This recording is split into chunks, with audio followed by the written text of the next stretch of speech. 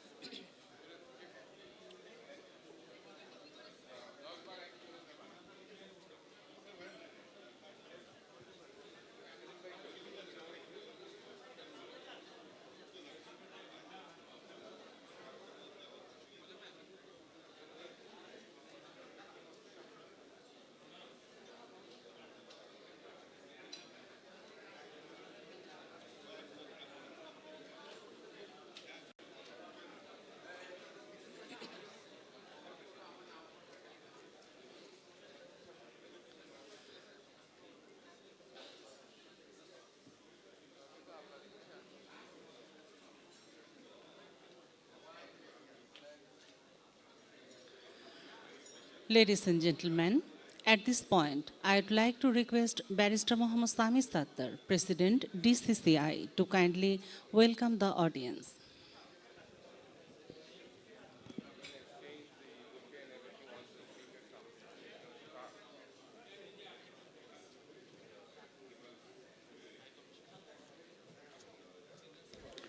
Bismillahirrahmanirrahim. Ladies and gentlemen, if we can kindly take our seat, please. Assalamu alaikum and a very good morning to you all. It is indeed an honor and pleasure to welcome you all to today's seminar, which is very important, and it's titled Improving Export Capabilities of SMEs, which is small to medium enterprises, especially how they will succeed upon LDC graduation. We are very thankful to all of you for joining us today, despite your busy schedule.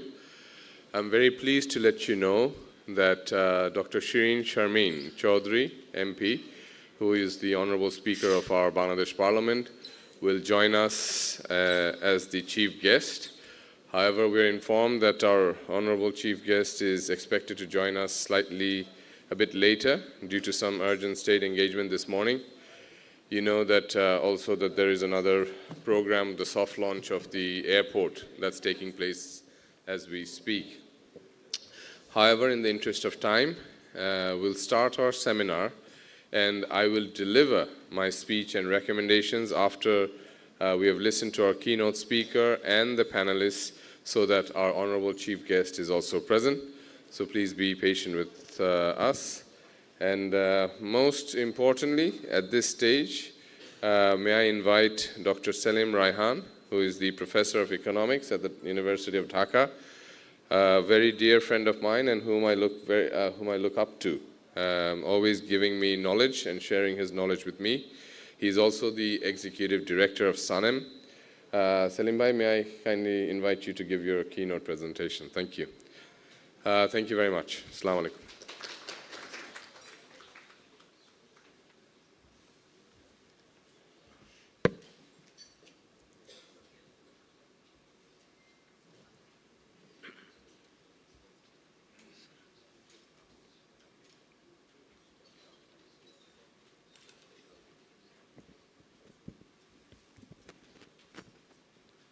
Good morning to all of you. I must thank my dear friend Samir and the Dhaka Chamber of Commerce Industry to invite me to this very important event. And of course, Honorable High Commissioner of Canada, she's here. So good morning to her too. So in the next 15-20 minutes, I'll be talking about improving export capabilities of SMEs, succeeding globally upon LDC graduation.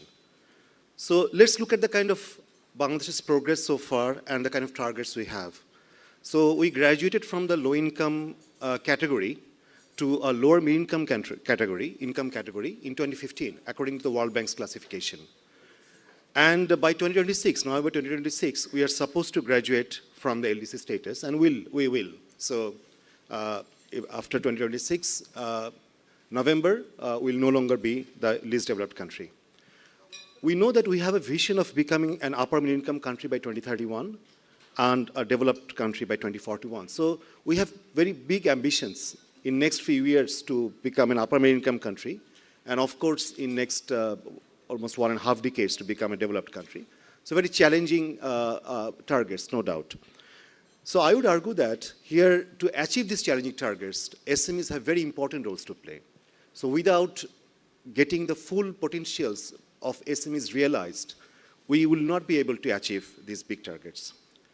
So we know about LDC graduation. I think we have talked about this LDC graduation over the last few years in many occasions. So LDC graduation in 2 years from now. I would say that there are both challenges and opportunities of graduation from the LDCs, while the challenges are actually automatic, because we'll see that preference will be gone almost overnight, unless few countries continue giving us the preferences, where we currently enjoy the preferences. And also this LDC graduation will come up with a lot of challenges in other areas too, in terms of increasing, getting the interest rate of loans, rising interest rate of loans, also pressure on our pharmaceutical sectors and various other things. I think we are all aware of these challenges. But I'm saying that, what I'm arguing that these are automatic. But while the opportunities we might have from the LDC graduation, we have to realize this. We have to earn these opportunities. It's not that they are automatic. So we have to do a lot of things to realize these opportunities. Now, SMEs in Bangladesh, we don't actually have very proper studies on SMEs to get their actual contribution to the GDP or employment. But several studies tried to come up with some estimates. It shows that it contributes around 25% of the GDP, and it contributes around 80% employment in the industrial sector. So that means it's really big. It's not something we can ignore. Now, if I talk about the challenges for SMEs, I would talk on these 5 issues. First is the capacity constraint, then the policies and regulatory issues, the financing. I think we all are aware of the financing problems of SMEs, the infrastructure issues, and then the skill. So let's go one by one. So when you talk about the capacity constraints, according to UNCTAD, UNCTAD actually create a global index and a country-wise index for a global database, what they call it productive capacity index. And they have actually got this productive capacity index by different categories. There are different components like structural change, energy, human capital, institutions, natural capital, transport, private sector, and ICT. So I'm not really going through all these components of the productive capacity because the trends and the stories are almost the same. So this is the graph for the aggregate productive capacity of Bangladesh. And you can compare Bangladesh with India, Vietnam, and other LDCs. Quite significantly, Bangladesh's productive capacities are actually higher than the averages of the LDCs. So that's good to know.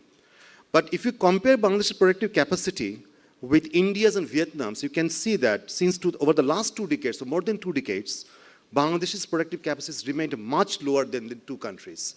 And especially Vietnam, because I think many of the discussions where I also engage in, I see that Bangladesh is often compared with Vietnam because 2 countries actually started the journey in the mid-80s almost from the same position. But then we can see completely 2 different trajectory of these 2 countries. So here, actually, one important message that we have to improve our productive capacities in these various areas. Now, when it comes to SMEs export capabilities, in very particular SMEs, if we talk about SMEs, in economics, what you call there are economies of scale, and SMEs actually suffer from economies of scale. First is internal economies of scale because of its size, because of the technological adoption, and because of informality. So it becomes sometimes difficult for SMEs to survive or to be competitive because of these challenges in the what I call at the farm level or internal economies of scale. But more importantly, what I find that there are challenges in what I call the external economies of scale, which actually goes beyond the farm level, which is actually at the industry level. So the problem is we don't have much formalized or organized clustering of SMEs. We have clustering of SMEs, but they are not really organized. They are informally built. And for that, for even when it comes to getting proper utility connection, proper electricity connection, gas, or different other services, many SMEs they face challenges or escalated cost.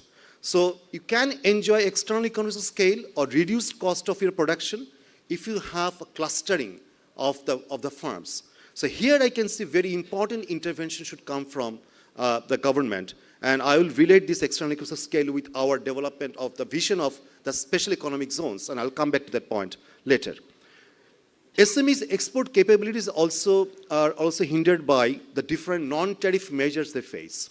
And the non-tariff measures, often we complain the destination countries that they actually impose unnecessarily non-tariff barriers, which is popularly told, the non-tariff barriers, that they often unnecessarily impose on our exports. But it's not always the case, because many of the non-tariff measures are legitimate. You can't say that we don't want this. For example, the sanitary or phytosanitary measures, or some of the technical barriers to trade. For example, the water bottle here we have on the table, it must have a labeling. It must have some product information or date of expiry. So these things, these are legitimate. And the farms need to comply with this legitimate requirement. And here I see the many problems the SMEs they face.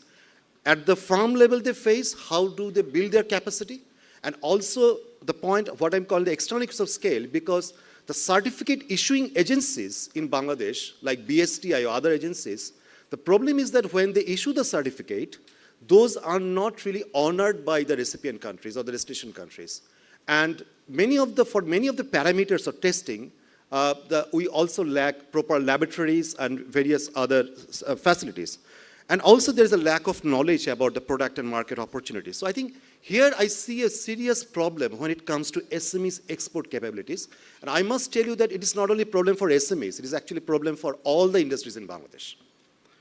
So now coming to the policy and regulatory issues, here I'll talk very brief. Here I have just tried to highlight two important aspects, what is called the government effectiveness and regulatory quality. And this data is taken from World Governance Indicators from the World Bank. And you can see Bangladesh is compared with India, China, Malaysia, Thailand, and Vietnam. There are problems in different other indicators. I'm not really getting into those indicators, but I'm trying to concentrate on the government effectiveness and regulatory quality. And here you can see Bangladesh is seriously lagging. And that actually affects many of the SMEs when it comes to getting the right kind of regulatory services from the different government agencies. And also, if you look at taxes, paying taxes, I think most of us here in this room, we all agree that paying taxes is very difficult in Bangladesh. And that is captured here in one index, and which is a global index. PwC actually they did in 2020. And you can see Bangladesh's overall ranking was 151 out of 180 or 70 countries. And you can see Bangladesh's ranking is much lower than many of its competitor countries. So in terms of paying taxes, in terms of ease of paying taxes, time to comply the tax requirements, and number of payments, in terms of number of payments also, if you really want to close your tax file, the number of payments or hassles you face is much higher in Bangladesh compared to many other comparable countries. I would also like to highlight here an important point is that the import tariff remains high in Bangladesh, and which is not really helpful for our export diversification and export promotion. Here I'm comparing the tariff rate in 1990 and tariff rate in 2020. Surprisingly, in these 2 years, in these 3 decades, Bangladesh remained as having the highest average tariff rate in this set of more than 150 countries. So that tells us that despite we made tariff liberation in the last 3 decades, still our average tariff is much higher than many of the countries. And more importantly, it's not only the average tariff. it is also what we call the tariff peaks, international tariff peaks. According to the definition of World Bank, the international tariff peaks means that you have a 15% or more tariff rate, and then what is the percentage of those tariff lines in your total tariff basket. So here, you can see that in the 1990, Bangladesh had almost more than 100% of tariff lines, more than 15% of tariff rate, which came down to 40% in 2020. That's a good progress, no doubt. But look at the other countries. They actually made drastic reduction in those peaks. So that means average tariff is not the only thing. Where Bangladesh is already high, but the tariff peaks are also very, very important. We need to look at this tariff regime very carefully to promote our export capabilities of the SMEs. And of course, we all know that our export basket remained highly concentrated. And it was in 1995.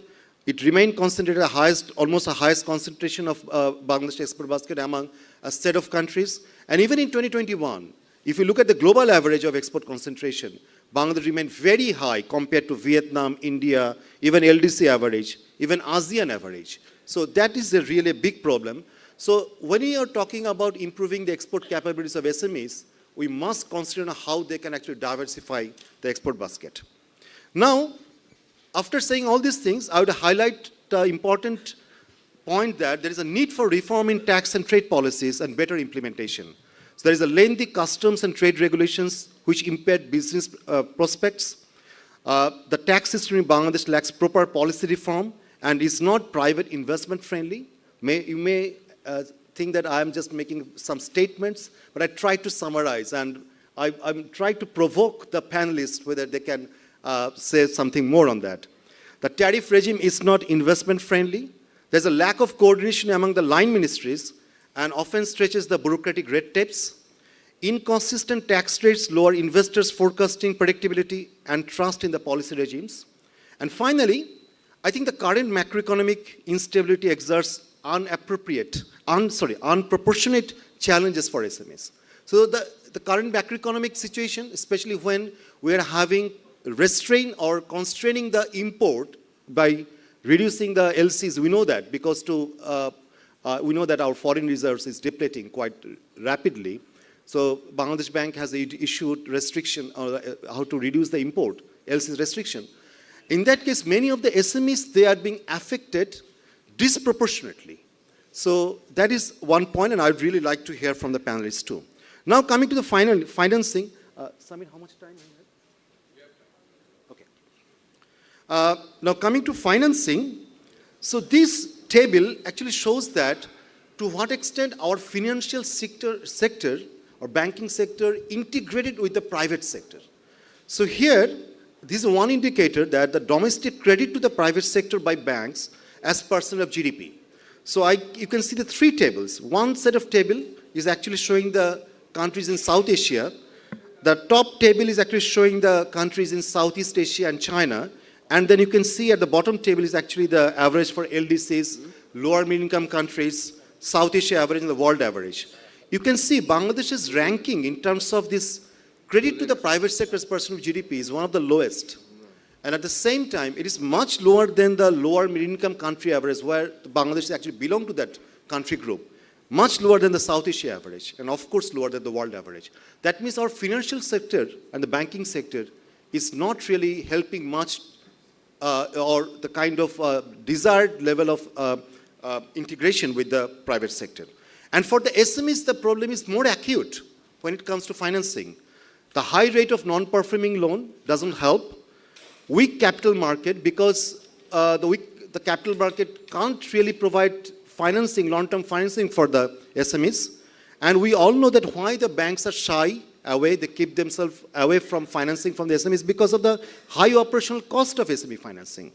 And then SMEs' weak integration with the financial system. Many of the SMEs, they try to remain informal. And when you try to remain informal, it's very difficult for you to get financing from the formal sector. So this is a big challenge for the SMEs.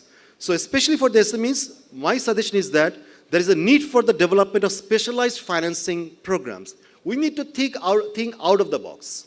Since we have also seen that during COVID, when our Honorable Prime Minister and the government actually came up with a stimulus package for the SMEs, a large part of the stimulus package could not be disbursed for the SMEs, to the SMEs, because the major challenge was that how to reach out to the SMEs, because they are not really formally integrated with the financial system. Then simplified loan application process, and then credit guarantee schemes to mitigate the risk for lenders. But unfortunately, Bangladesh Bank actually introduced the credit guarantee scheme. When I look at the utilization of the credit guarantee scheme for the SMEs, is actually still very low.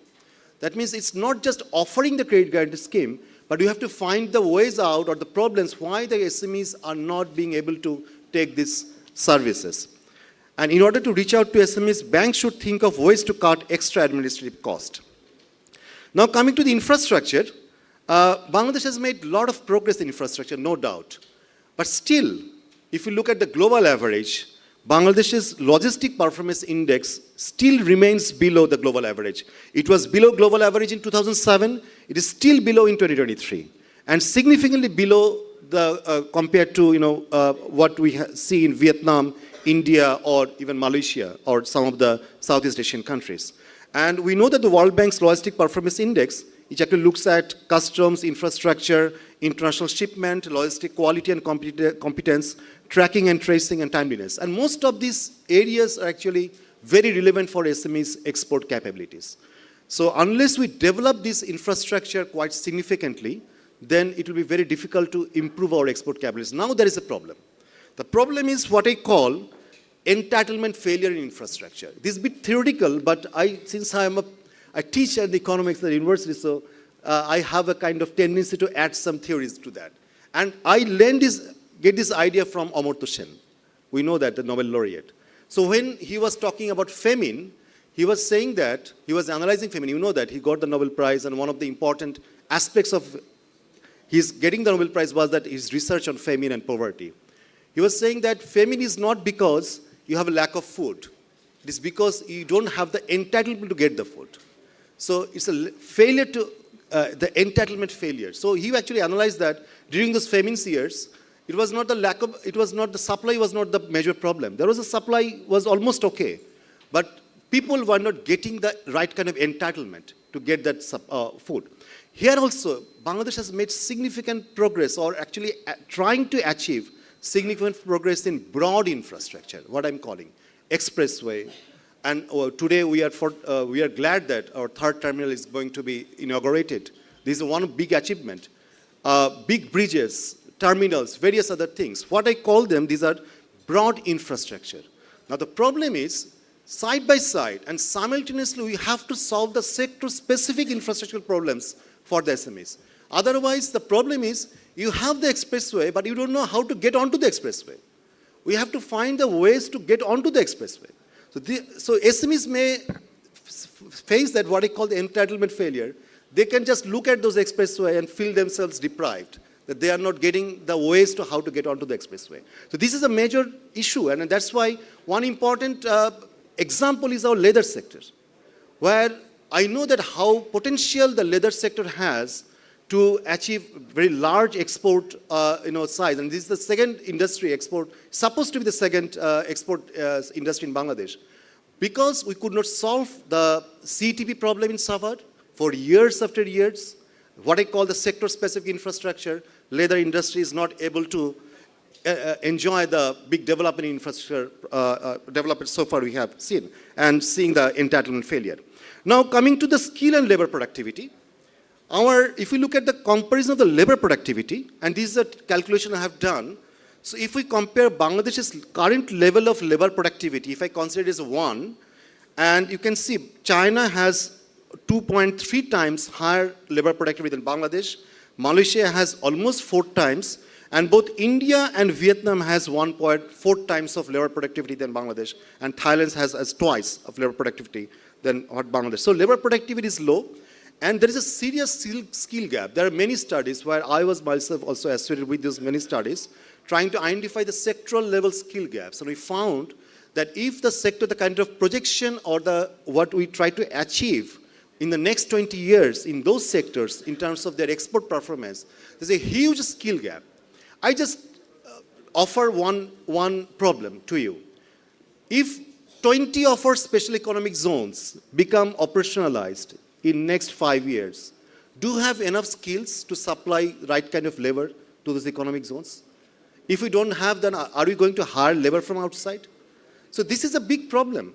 So I think we need to look at this labor skill development and skill gap very importantly. So this is my last slide. So what I'm saying that this is an agenda for enhancing SMEs export capabilities. So there are 10 points there. First, effective skill development program for SMEs. Second, specialized financing programs. Third, development of capacity to meet product quality and market demand, many of the non-tariff issues. And we don't ignore them just that they are unnecessary. It's not a solution. The destination countries, they have many options to take products from other countries. If we are not competitive enough, and it is not the price competitive is the only thing, product quality and other various requirement would be extremely important. 4, make the special economic zones the game changer. The external economies of scale I talked about, special economic zone can solve the problem. Reform of labor laws for EU's GSP Plus regime. If you are really serious about EU's GSP Plus regime, getting EU's GSP Plus in the EU's market, I think EU is pursuing this issue very seriously, and we have to look at this issue, the labor laws, very importantly. FTA's strategy to secure market access in the post-LDC era. The countries where Bangladesh is enjoying duty-free market access at this moment, and after LDC graduation, those preferences will be gone. And we need to, from now on, actually, I know that Bangladesh has already started negotiating with India and some other countries, but that has to be very proactively done. Reform of tax policies and tax infrastructure, a sustainable and long-term solution to utility services such as gas and electricity, timely and cost-effective implementation of the mega infrastructural projects, and sector-specific trade facilitation-related challenges, solving these challenges. With this, I'd like to thank you once again for listening to my presentation and look forward to the rest of the discussion. Thank you. Thank you. Thank you, Selim Bhai, for your very comprehensive presentation. I'm sure our audience and us alike, we really enjoyed and learned a lot from your presentation, especially relating to access to finance.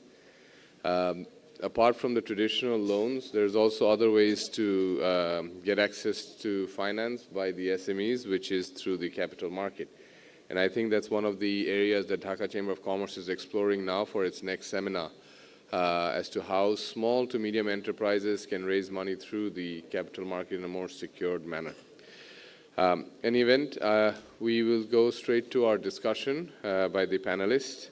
At this point, may I invite Ms. Kohinoor Yasmin, who is the CEO of Tarango.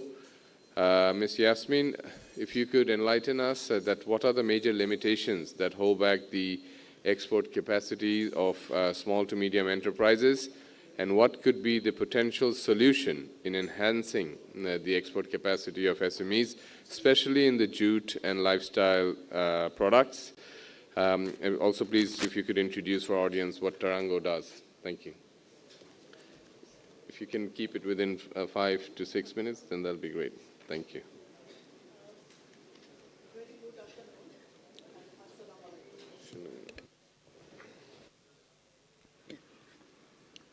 Very good afternoon. Assalamu alaikum. This is Kohinoor Yasmin. I am very small and tiny entrepreneur, jute and diversified jute products and eco-friendly, all kind of natural products. So today I feel very blessed and very excited because I'm standing here, say few words about my experience, the way I'm struggling still now to enter the export market. So I'm really very happy, Honorable Chief Guest, Special Guest, Honorable Chamber President, so as well as the audience. Really, I'm really grateful to all of you. Please bear with me. This is my first time I'm standing like a big audience. I'm very small and tiny entrepreneur. I struggle a lot. But I know many, because sir already giving all the data, I'm not discussing, showing any data with you. So I'm just sharing how we can move and way forward, because SME actually contributed a lot for the country economy, so that even in our country, women case also very low, very less. So how we can keep together with us to move or involve with the SME sector. Firstly, I don't have any factory. What I do, because when I start this kind of business, 2013, it's really very tough. Sir already mentioned skill also one of the problem, really. Skill staff, skill worker, it's a big problem. Try to train them. Actually, as a small SME, we don't have that capacity to organize skill and develop the product. It's a big problem. As well as the country policy, this is also a big problem for us. Some policy, I'm sorry, I am not complaining or not blaming. Some policy is not fit with us. So as a small and tiny SME, as well as the technology. We are not skilled enough as a small SME. Technology also a big problem for us, as well as the information. Where can we get the information? Which market is fit for me? How can we enter the market? What about the product? Product development, design. It's all sequentially. It's a big problem for us. But still, we are moving. As well, now come to the raw materials, because I am using all natural, and our country like a jute, banana fiber, water hyacinth, all the natural fiber actually available. Luckily, I am using that kind of materials, but technology is a big problem. Raw materials available, but those women, they are importing from other country, sometimes really tough. As a small SME, they are not able to import materials. So it's a many sector actually big problem for us. Now come to the finance. This also, sometimes we are not fitting with the financial policy. So it's also sometimes difficult for us, as well as the market I already mentioned. Marketing also big problem. As a women entrepreneur, we don't know, SME, we don't know where is the market for us, what kind of product we are exporting, what kind of product we are going to produce. This is also big limitation for us as a SME. Now, many international agencies like a TFO Canada, because I also little involved with the TFO Canada, so TFO Canada also assists me to enter the market. And another one is the ITC Sheet Rates. So even SME Foundation, they are doing, but still not enough.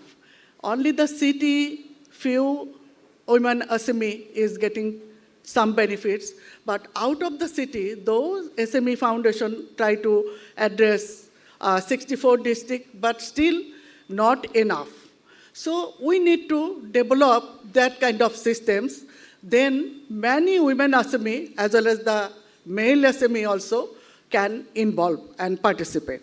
So another one, I feel some of the gaps and limitation need to address immediately, or some may be priority basis. So capacity, skill, already sir mentioned, these kind of things actually need to develop, many women SME. As well as the common service facility, because we are looking here, there, everywhere we are moving. It's a time wastage, money wastage, even finally end of the day say some women SME disappear. So one common center, but common service facility where we can get at a time details information. What kind of product now it demands, what kind of design, season-wise, what kind of product development, research related, all this information should be there. This kind of common service facility needed for us, for the SME development, as well as the SME financing, Bangladesh Bank. So just quickly I share my story. Stimulus package, our Prime Minister declared. Unfortunately, many of our SME, women SME, they could not reach this. But I'm the lucky person, I have received it. Thank you, our Prime Minister, thank you, all officials. As well as the SME cluster, which one already sir mentioned. Look, I'm working with the very much grassroots level women. They have a skill, they have an intelligence, but we need to support them. We need to guide them. We need to modify them. So this kind of SME cluster can develop, but with the support of some of the international, even I know Dhaka Chamber doing a lot of work. I especially request Dhaka Chamber, they can do little piloting. Then it can be replicated with others. That also possible. So, and as well as the some hub issue. Like when our SME product, because nobody knows who I am, what I am doing. Like when we are attached with somebody like a TFO, ITC, SME Foundation, that time people know. But there is a many SME, they have a skill and technology. They have some intelligence, but nobody knows them. So if there is any hub where they can show their product, maybe one for local market, one for export market. I think these things can done by Dhaka Chamber. If there is a small corner for local market. Sorry to interrupt. Not a problem. First of all, I beg apology. Our honorable chief guest is here, so I'll have to get excused to go and receive her. But please do carry on, and I will just bring the chief guest upstairs. Thank you. And just on an important point, you may think you are small, but you're not small to us. Dhaka Chamber has always been beside small to medium enterprises, and ক্ষুদ্র ব্যবসায়ীদের পাশেই দাঁড়ানোই হচ্ছে ঢাকা চেম্বারের কাজ। যে কাজগুলো আমরা করে যাচ্ছি সেগুলো আপনাদের জন্যই, so you are very, very big to us. Thank you. I'll be right back. Can I continue or? Yes, please. Okay. So if that kind of hub can be one corner, because this is the first time last week I went to visit Dhaka Chamber. Before I never visited Dhaka Chamber office. So there I found they have a big place. Maybe one corner they can keep some product, one for international market, one for local market. Those entrepreneurs really interested, those customer from abroad, international market, they can come and they can see. So this kind of some common place or hub, if need possible, I'm requesting, though President Sir is not here, so you are here, you can keep little place for SME. It will be really good for all of us. We SME, we can come, because another one, I'm not a member of Dhaka Chamber. I don't have that capacity to become a member of Dhaka Chamber. So if we get little access, we can come and see that corner, what kind of product or what kind of opportunity. It will be really good for us as a SME. So hope you will consider this one. Another one is a information bank, already I mentioned. Access to finance, this is also big issue. Though central bank, there is some declaration or instruction, sometimes, sorry to say, sometimes we are not getting support from our local bank. So maybe some instruction should be like a directly central bank to all top to bottom. It will be really helpful for us. Though there is a lot of bank is supporting, but still there is a gap. And as well as, sorry, yeah. And technology I already mentioned, so hopefully, sorry, I never spoke, that's why I feel really sorry.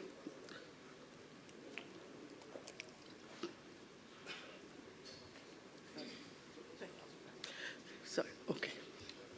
So last month, in July, I went to Japan, lifestyle and home decor show. So because I am producing all eco-friendly product, so I found is a lot of demand there. And now I am receiving the order.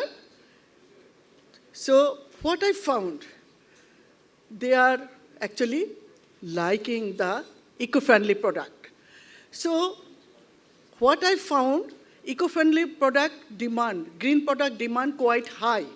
So if we can support, like our government already doing, but still, even Dhaka Chamber, even others, international agency, support to how to produce the eco-friendly product, but there is a market.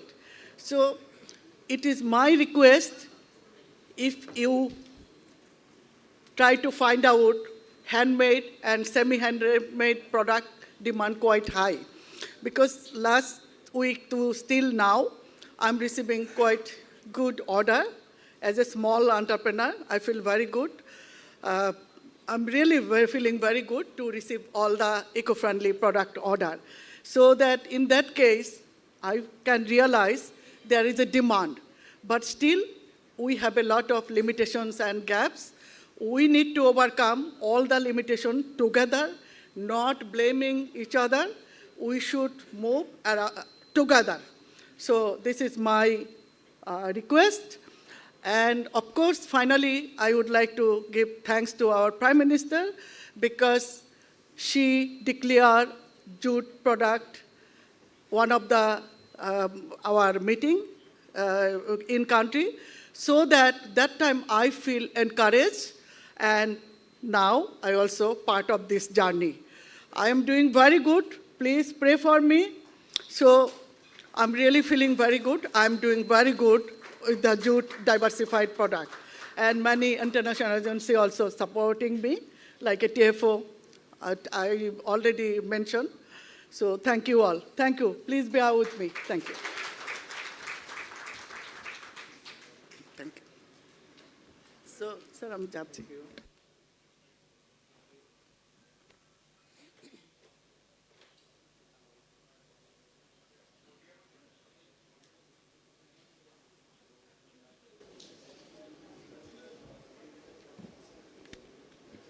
Hello. Thank you, Ms. Kohinoor Yasmin, for your valuable speech. Now I'd like to invite Ms. Resbin Begum, Managing Director of People's Leather Industry. Ms. Resbin, could you kindly discuss the initiative that has helped you to scale up your business in export market and share your insight on how others can replicate your experience? Thank you.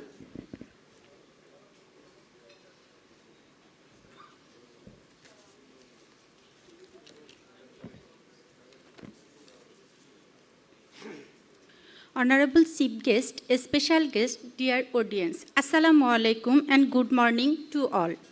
I am Resbin Begum, SME entrepreneur in leather sector, footwear and leather goods manufacturer. I have 2 units, 1 unit domestic market, Gaibandha Bisik industrial area, export unit, Dhamrai, Bisik Shilponagori. We are manufacturer in footwear and leather goods.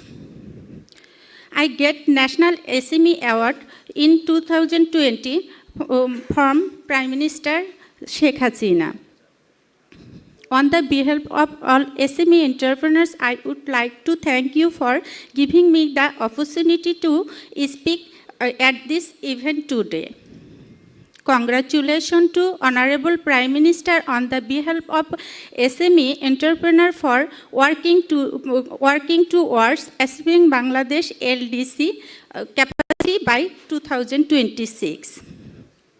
It will be undoubtedly bring to benefit to the country as a whole. On the other hand, it poses many challenges for SME entrepreneurs because we will be developing of provide of GSP benefit from many countries.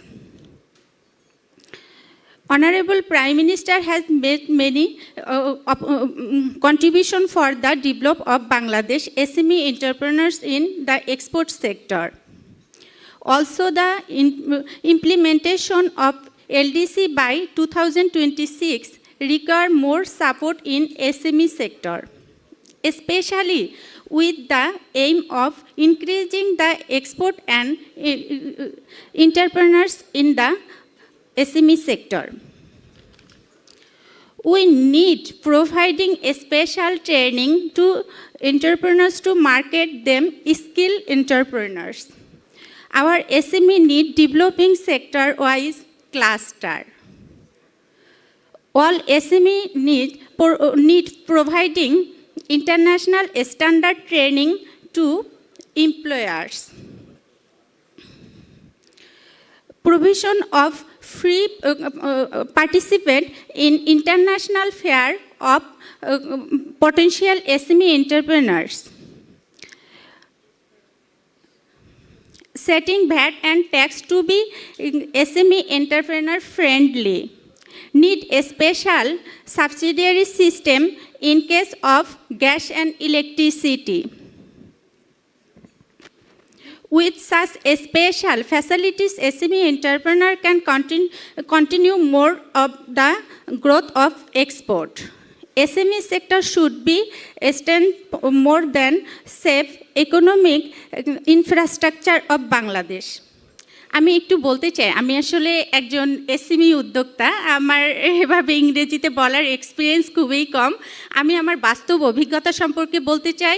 আমার মূল কাজ, আমি handmade শু তৈরি করি। এগুলো সাধারণত গ্রামের মহিলারা আমার সাথে কাজ করে। আমার গাইবান্ধা ডিস্ট্রিক্ট শিল্পনগরীতে যে ফ্যাক্টরি আছে সেখানে এবং ঢাকার ফ্যাক্টরি মিলিয়ে আমার প্রায় 200 কর্মী এখানে কাজ করে। আমরা সাধারণত আমার মূল ফোকাসটা টেনেছি যে আমরা নারী উদ্যোক্তা এবং নারীদেরকে নিয়ে। সেই সাথে আমি যখন একজন উদ্যোক্তা হতে চেয়েছি, আমি ছিলাম পেশায় একজন শিক্ষিকা 10 বছর। আমি যখন উদ্যোক্তা হতে চেয়েছি তখন নানাবিধ সমস্যার সম্মুখীন হয়েছি। তারই ধারাবাহিকতায় আমি একটা ট্রেনিং সেন্টার করেছি, যেখানে নারীরা বা যে কোনো কর্মী সেখানে কাজ শেখার সুযোগ আছে এবং আমি নিজে সেখানে কাজ করছি। পাশাপাশি আমরা আমাদের যে শিল্পটা, বিশেষ করে ফুটওয়্যারের যে হ্যান্ড স্টিচগুলো আছে, এটা মোকাসিন সেলাইগুলো, এগুলো সাধারণত মহিলারা ঘরে বসেই করতে পারে। সেই সাথে আমাদের যে লেদার গুডসগুলো আছে, এগুলোর ক্ষেত্রে যে হাতের কাজগুলো, এগুলোর ক্ষেত্রে আমি নারীদেরকে সহযোগিতা করছি। আমার চাওয়া যে আমরা যদি, আমি আবারও একটু বলে নিই, আমি আসলে ইংরেজিতে কতটুকু ভালো করতে পেরেছি আমি জানি না, কারণ আমি একজন উদ্যোক্তা মানুষ, সারাক্ষণ সেলাই করা এবং প্রোডাক্ট বানানো আমার কাজ। এরকম অডিয়েন্সের সামনে আসলে কখনো ফেস করিনি। তো আমার যে জিনিসটা, আমাদের যে শিল্পটা, এবং আমি যখন ব্যবসার ক্ষেত্রে বলি, আমি খুব ছোট্ট করে শুরু করেছিলাম 2012 সালে। সেখানে আমি মাত্র 3 জন কর্মী নিয়ে শুরু করে আজকে আমার কর্মীর সংখ্যা হয়েছে 200 জন। এবং আমার মার্কেট, আগে আমি ভ্যান গাড়ি দিয়ে শুরু করেছিলাম, ফুটপাতের জুতা তৈরি করতাম। সেখান থেকে এখন আমি ডোমেস্টিক মার্কেট নিয়ে এবং এক্সপোর্ট মার্কেট নিয়ে কাজ করছি। আমার এখানে হ্যান্ডমেড এবং মেশিনমেড 2 ধরনের শুই তৈরি হয়। আমি যে শুগুলো তৈরি করছি, লং বুট, শর্ট বুট থেকে শুরু করে অক্সফোর্ড ডার্বি থেকে শুরু করে আমি স্যান্ডেল আইটেম থেকে শুরু করে সবগুলো নিয়েই কাজ করছি। Ladies and gentlemen, today's chief guest, the Honorable Speaker of the Bangladesh Parliament, Dr. Shirin Sharmin Chowdhury MP, has just arrived with us. You all are kindly requested to stand up and give a big round of applause. Dr. Shirin Sharmin Chaudhry, Honorable Speaker of the Bangladesh Parliament.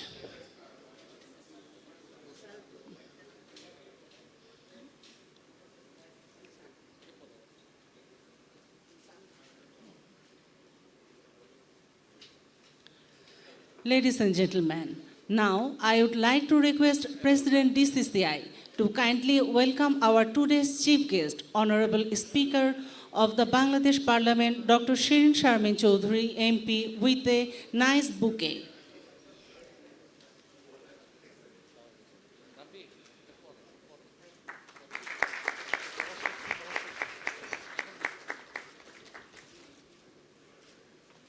Thank you, sir.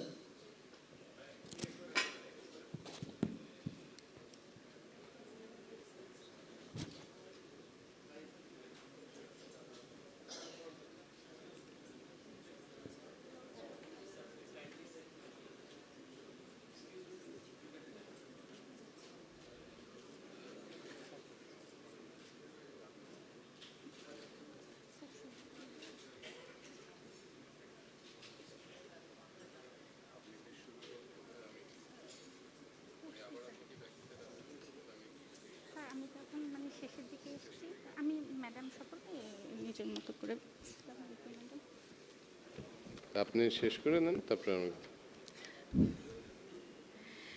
আমি আজকে নিজেকে অত্যন্ত সৌভাগ্যবান মনে করছি, কারণ আমাদের মাননীয় স্পিকার ম্যাডামের সামনে আমি আসলে বক্তব্য দিতে পারবো, এটা আমার কাছে অত্যন্ত সৌভাগ্যের একটা বিষয়। আমি একটু আমার পরিচয়টা আবারও দিয়ে নিচ্ছি। আমি হচ্ছে উত্তরবঙ্গের ফুলছড়ি উপজেলার মেয়ে, এবং আমি আমার যে ব্যবসায়িক প্রতিষ্ঠানটা এটা শুরু করেছিলাম 2012 সালে। মাত্র 3 জন কর্মী। আমাদের মূলত নদী ভাঙ্গনজনিত এলাকা, তাই আমরা চেয়েছিলাম যে আমরা নদী ভাঙ্গনজনিত এলাকার লোকজন নিয়ে আসলে কিভাবে কাজ করে আমরা হচ্ছে সমাজে নিজেদেরকে প্রতিষ্ঠিত করতে পারবো। তারই ধারাবাহিকতায় আজকে আমাদের প্রতিষ্ঠানে 200 কর্মী কাজ করছে। তো এভাবে আসলে আমার কর্মজীবন। আমি আবারও একটু বলতে চাচ্ছি, আমি হচ্ছে তৈরি করছি shoe, sandal, bag, belt, money bag, সমস্ত লেদার প্রোডাক্ট। এগুলো আমরা দেশীয় মার্কেটে দিচ্ছি এবং এক্সপোর্টের ক্ষেত্রেও এখন আমরা উন্নীত হয়েছি। আমি অসংখ্য ধন্যবাদ জানিয়ে আজকের এই প্রোগ্রামে থেকে বিদায় নিতে চাচ্ছি। আসসালামু আলাইকুম।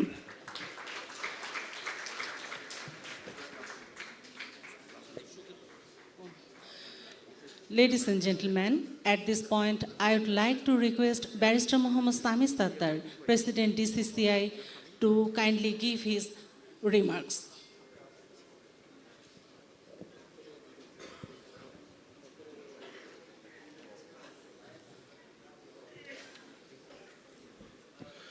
Bismillahirrahmanirrahim. Chief guest, Dr. Shirin Sharmin Chaudhry, MP, Honorable Speaker of the Bangladesh Parliament, special guests of honor, distinguished DCCI members and business dignitaries, friends from the media, ladies and gentlemen, Assalamu alaikum, and a very good afternoon to you all. Firstly, I would like to welcome you again to today's important seminar, which focuses on improving export capabilities of small to medium enterprises. This is very important, especially since Bangladesh is on its way to LDC graduation. So thank you for sparing your valuable time for joining us today. Distinguished guests, we are all aware that under the leadership of our Honorable Prime Minister Sheikh Hasina, Bangladesh has emerged as a development role model for many least developed countries, backed by remarkable growth in various macroeconomic fronts over the past decades. We have been successful to achieve an average of 6% plus growth in the last decade. With consistent macroeconomic growth spree and political stability, Bangladesh is set to graduate into a developing economy by 2026, followed by a knowledge-based, smart and developed nation by 2041. Indeed, acceding to the LDC graduation is a proud moment for us as Bangladeshis. It will bring for us both challenges and opportunities. While on one hand, it will enhance the confidence of foreign investors, traders, international finance organizations, as well as our credit rating, on the other hand, graduation will reduce certain preferential treatments in trade, subsidy to agricultural products, diverse industries, and access to low-cost international fund. What is important and slightly worrying that in addition, our exporters, including the small and medium enterprises, will face tariffs ranging from 8% to 16% on their exports after 2026. Honorable Speaker, you're aware that the small and medium-sized enterprises have emerged as the engine of economic growth for Bangladesh, contributing to its largest share of employment and highest value addition to our manufacturing industry. SMEs, as they're shortly called, SMEs contribute to 28% to the country's GDP, 45% to our manufacturing value addition, and account for 90% of the jobs in the private sector. Globally, also, SMEs are playing a significant role and contributing to the lion's share of a country's GDP. For instance, SMEs account for 61% of the GDP in Indonesia, 60% in China, 55% in Japan, 58% in Germany, and for example, 45% in Vietnam. Thus, the role of SMEs cannot be overlooked because SMEs play a vital role in poverty reduction, enhancing living standards, and supporting our large industries. Thus, it is absolutely crucial for enhancing the export readiness of our SMEs in order to fuel Bangladesh's economic growth and competitiveness.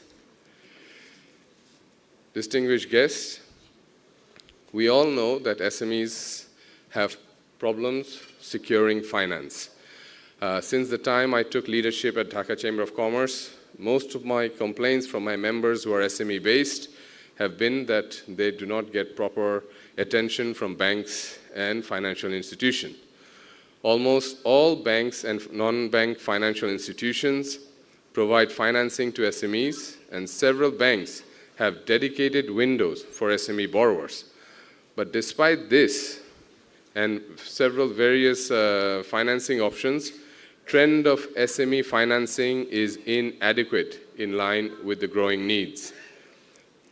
SMEs, and they do not have the technology or the infrastructure, they do not have the digital engagement or the knowledge that is required to succeed in today's day and world, because it all costs money.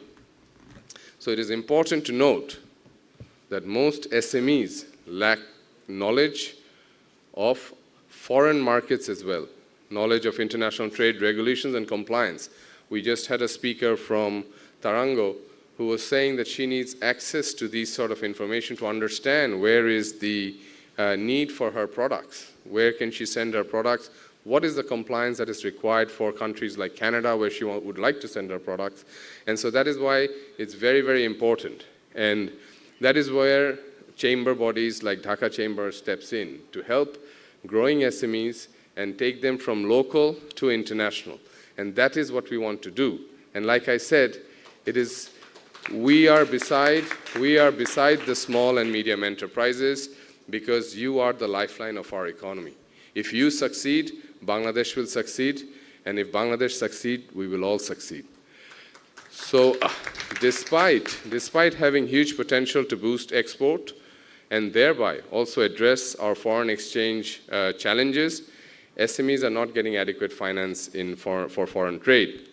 Recently, there has been a study by BIBM on international trade finance and SMEs, which reported that due to a lack of collateral, high interest rates, SMEs being a high-risk portfolio, and sometimes lack of sufficient documents, SMEs are not often catered properly by our banks and financial institutions. So taking into all these issues in hand, from Dhaka Chamber, we have put together some proposals in order to help the SMEs and also to increase its export capacity. Number one, We have always spoken in favor of SMEs to enhance its capacity. From my time in Dhaka Chamber earlier this year, after I've taken leadership, we called upon Bangladesh Bank Governor to look into this matter, to see that how the SMEs can get their due finance without going through an onerous or without going through a long list of documents, which are usually fine, fair enough, which are usually available for many medium to large enterprises, but which may not be available for small enterprises. We're not talking about being non-compliant, but we're just talking about to make it easy for SMEs to get access to finance. And we know that every year Honorable Prime Minister keeps in her budget a certain portion of money for the SMEs so that they can progress further. But for whatever reason, that is not fully utilized. And when I speak to my SME members, they say that the banks require so much documents that it's impossible, next to impossible for us to get any payments. And another thing which they have highlighted to us is that the policy covers small and medium enterprises. Naturally, when a person applies for a fund, and from the same fund you'll have to cater for small and medium enterprises, naturally the medium enterprises look more attractive than the small enterprises. That's common sense. And that is why we have pressed from Dhaka Chamber of Commerce to separate the medium enterprises from the small enterprises, so that in Bengali we call them khudro ব্যবসায়ী, so that the small enterprises can get the benefits of these funds. So that is one of our suggestions. And we also suggested that the Bangladesh Bank keep a working SME cell. We know that in many banks there is a SME department, but like when you go to banks, we get priority banking, and they treat us so well, as if like, you know, we are the first-class customers of the bank. The same treatment should be given to SMEs. Unless and until we all recognize the importance of SMEs and what they are able to contribute to our economy, this mindset will not change. And unless this mindset does not change, we're not going to be able to make any progress. We need to incentivize, the government needs to incentivize SMEs to adopt more fintech and normal technology into their operations. That is the only way, as Salim Bhai says, that this is very important. In his presentation, he said that the operational cost of SMEs need to come down. And in order for it to come down, we have to encourage SMEs like Tarango to use e-commerce platforms and digital marketing-based promotion. And that can also be done by the government by providing support for international exhibitions, fairs, and matchmaking sessions. We, from the private sector, in Dhaka Chamber, we always try to organize B2B meetings, and from our capacity, we try to do our level best so that all businesses, whether it's small to medium, they get their adequate opportunity through business making, through business matchmaking.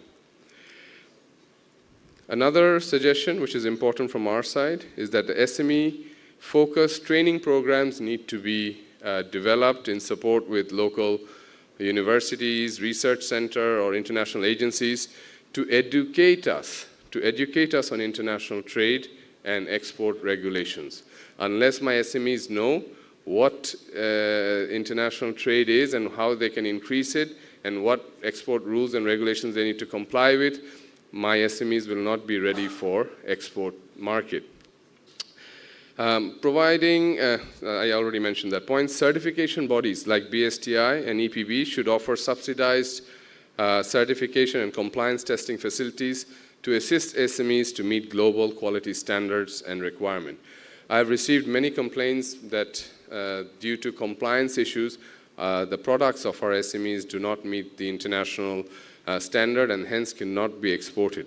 I think there is a lot of scope for awareness building as to what these international standards are and how these SMEs can at least stick to these guidelines or stick to these international compliance in order for them to export their products in the global market.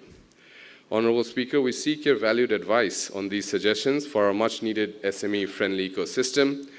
I would also like to add a small note that Dhaka Chamber has been playing an instrumental role as a key private sector representative to our National Committee on LDC graduation and also on its subcommittees to accelerate our readiness, Bangladesh's readiness for LDC graduation. I feel that there is a need to form a specialized subcommittee to cater the specific need of SMEs for their smooth transition and readiness upon LDC graduation. For my friends from the media, they always request me to say a few words in Bangla. So আমার media ভাই বোনদের জন্য SME বাংলাদেশের শিল্প কর্মসংস্থান এবং value এডিশনে সবচেয়ে বেশি অবদান রাখে। ইঞ্জিন অফ ইকোনমিক গ্রোথ হিসেবে পরিচিতি লাভ করেছেন আমাদের এসএমই। একইভাবে এসএমইগুলো দেশের বৃহৎ শিল্পের ব্যাকওয়ার্ড লিঙ্কেজ হিসেবে গুরুত্বপূর্ণ ভূমিকা পালন করে আসছে। এসএমইর প্রতি বিশাল অবদান থাকার পরেও তাদেরকে রপ্তানিমুখী করা যাচ্ছে না কেন, সেটাই হচ্ছে আমাদের প্রশ্ন। কারণ এসএমইগুলো বৈদেশিক বাণিজ্যের সাথে যুক্ত হবার জন্য পর্যাপ্ত অর্থায়ন পাচ্ছে না। সেই কারণে এবং দেশের অর্থনৈতিক উন্নয়নের স্বার্থে এসএমইগুলো রপ্তানিমুখী করে গড়ে তুলতে প্রয়োজনীয় অর্থায়ন নিশ্চিত করতে হবে এবং সেটা খুবই জরুরি। কারণ বাংলাদেশ এসএমই বাঁচলেই বাংলাদেশ বাঁচবে আর বাংলাদেশ বাঁচলেই আমরা বাঁচব। In conclusion, I would like to state that our Chief Guest, Honorable Speaker, will also enlighten us on SME's development journey beyond 2026. The outcome of today's thoughtful discussion will be shared with relevant government agencies, and we have our Honorable Speaker here who will also take the thoughts that she gathers from this seminar to the right person. Foreign missions, we need to work together for a target-oriented roadmap. We've already discussed with Our Excellency from Canada that we need to cater for the Canadian market also, so that our products we want to see on the shelves of Canadian superstores, the small products for the SMEs. This will hopefully achieve our desired growth and safeguard the interest of our SMEs in the years to come. With this note, I am concluding here. Thank you and Allah Hafiz. Thank you, sir. Now, I would like to request President DCCI to moderate the rest of the panel discussion session. Thank you very much. At this point in time, may I request Mr. AFM Asif, who is the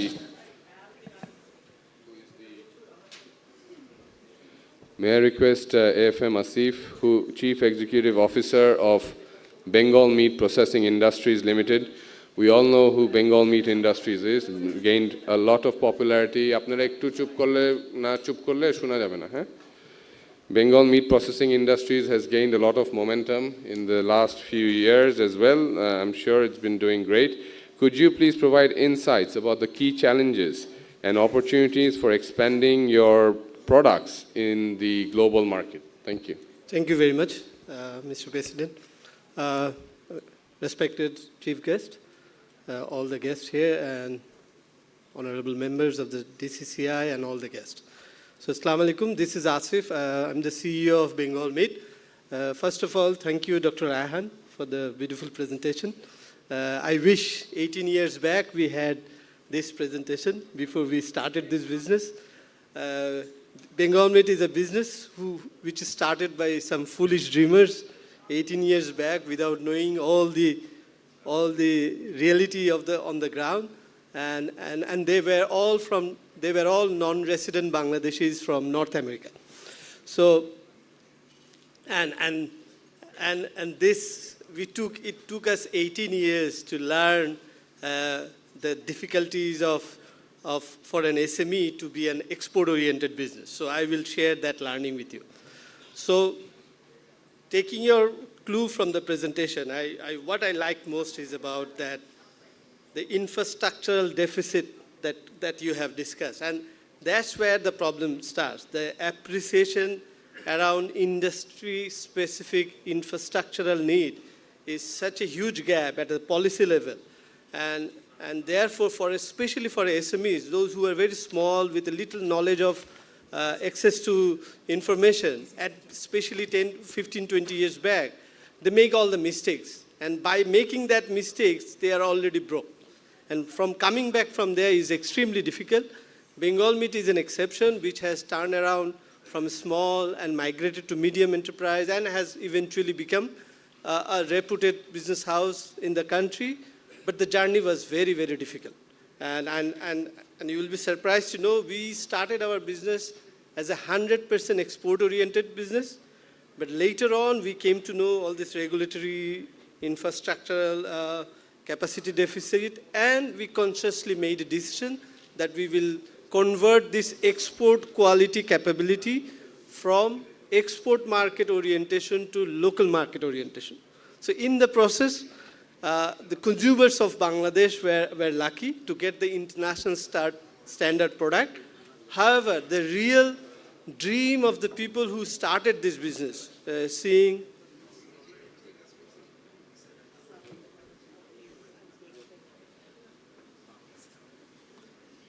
So the real purpose and dream of this business 20 years back was seeing the huge meat consumption habit in the North America and connecting it to the millions of rural farmers, bottom end of the pyramid population, who can really be the server of the meat that is served in the North America. So that dream did not fulfill, and we converted to the local market, we succeeded. So from there, what I would like to say that we should always take learning from where we have succeeded. So if you look at our success, that is export market of our garments industry, which is predominantly labor intensive. There again, we have seen that Dr. Raihan has showed that productivity is an issue. Will it remain a competitive advantage? For a businessman like us who are small and medium enterprise, we really need a guideline from the government. What exactly is the competitive advantage for the government? Where we do have surplus. If you don't have a surplus of capacity or edge in the efficiency, no point of trying to do export. So that clarity is required for a small and medium enterprise to understand this level of macro idea is extremely difficult, where appreciation is very much required at the government, and there we struggle. Let me give you an example. When we go for the biggest export fair in the world is Gulf Food, which held in Dubai every year. So if you look at the Gulf Food structure, the way the pavilions are made, these are country-specific stalls. And the first stall of any country is the livestock ministry of that country. So there, the government itself starts as the first seller. They try to promote to the buyers how their country in terms of governance is going to ensure the safety and hygiene of the product that is going to be consumed by the destination market. So government has to take the approach of a businessman, like a seller. So if that appreciation is not there, nobody will have faith on your product, especially when it is food. So that's where I'd say that there is a huge requirement of collaboration between the business and the government.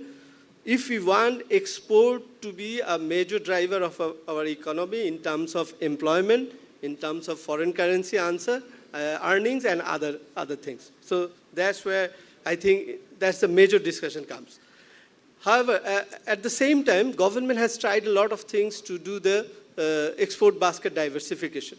So what is the major enabler of the success so far we have done? So that if that discussion would have come in Dr. Raihan's proposal, people would have understood it better. So far, especially in the food industry, the biggest export enabler is government's incentive. That's what made Bangladesh food industry, agro-processor industry such a big, whatever we have achieved so far. But there is a pitfall in it. Whenever you drive an economy through incentive, then incentive is always about mathematics and documentation. So it brings in a lot of gray element in the business, and sometimes real entrepreneurs are backed off by the wrong entrepreneurs. So that's an issue. And usually, easy way to get the incentive is to go for ethnic marketing. But when we are trying to graduate from LDC in 2 years' time, building your capability on the ethnic market, like Bangladeshi people working abroad, poor people, they have a strong emotional affiliation to your local product and looking for a cheaper product. If you build your whole incentive is a major investment from the government side. If you're building all your capability over the last 15 years, government has paid huge amount of incentive towards this direction. And I don't know in 2 years' time how this will be converted into a competitive advantage in the global scale. So when it comes to food, so my understanding is if it is food, if it is not compatible in the global market, that should not be sold in the local market as well. So the best way to build competitive advantage in the food market is to regulate local markets so that food that is consumed by the people of your own country are followed all the codex and the food safety sciences. And government has taken a very, very powerful initiative by establishing food safety authority. And if you enable them, this will enable small and medium enterprises to learn how to cope up with the global standard by selling at a local level and then eventually graduate to global level. Thank you very much. Thank you, Asif, Mr. Asif, for your valuable comments, which is always very helpful. At this point in time, may I request Dr. Mohammad Kabir Ahmed, who is the Executive Director of Bangladesh Bank. Dr. Ahmed, we are eagerly looking forward to hearing from you. Could you kindly elaborate on the financial instruments and policies that Bangladesh Bank has put in place to assist the SMEs? And where is the problem? Why are SMEs always saying that we don't get access to finance? If you could please enlighten us with your views. Thank you.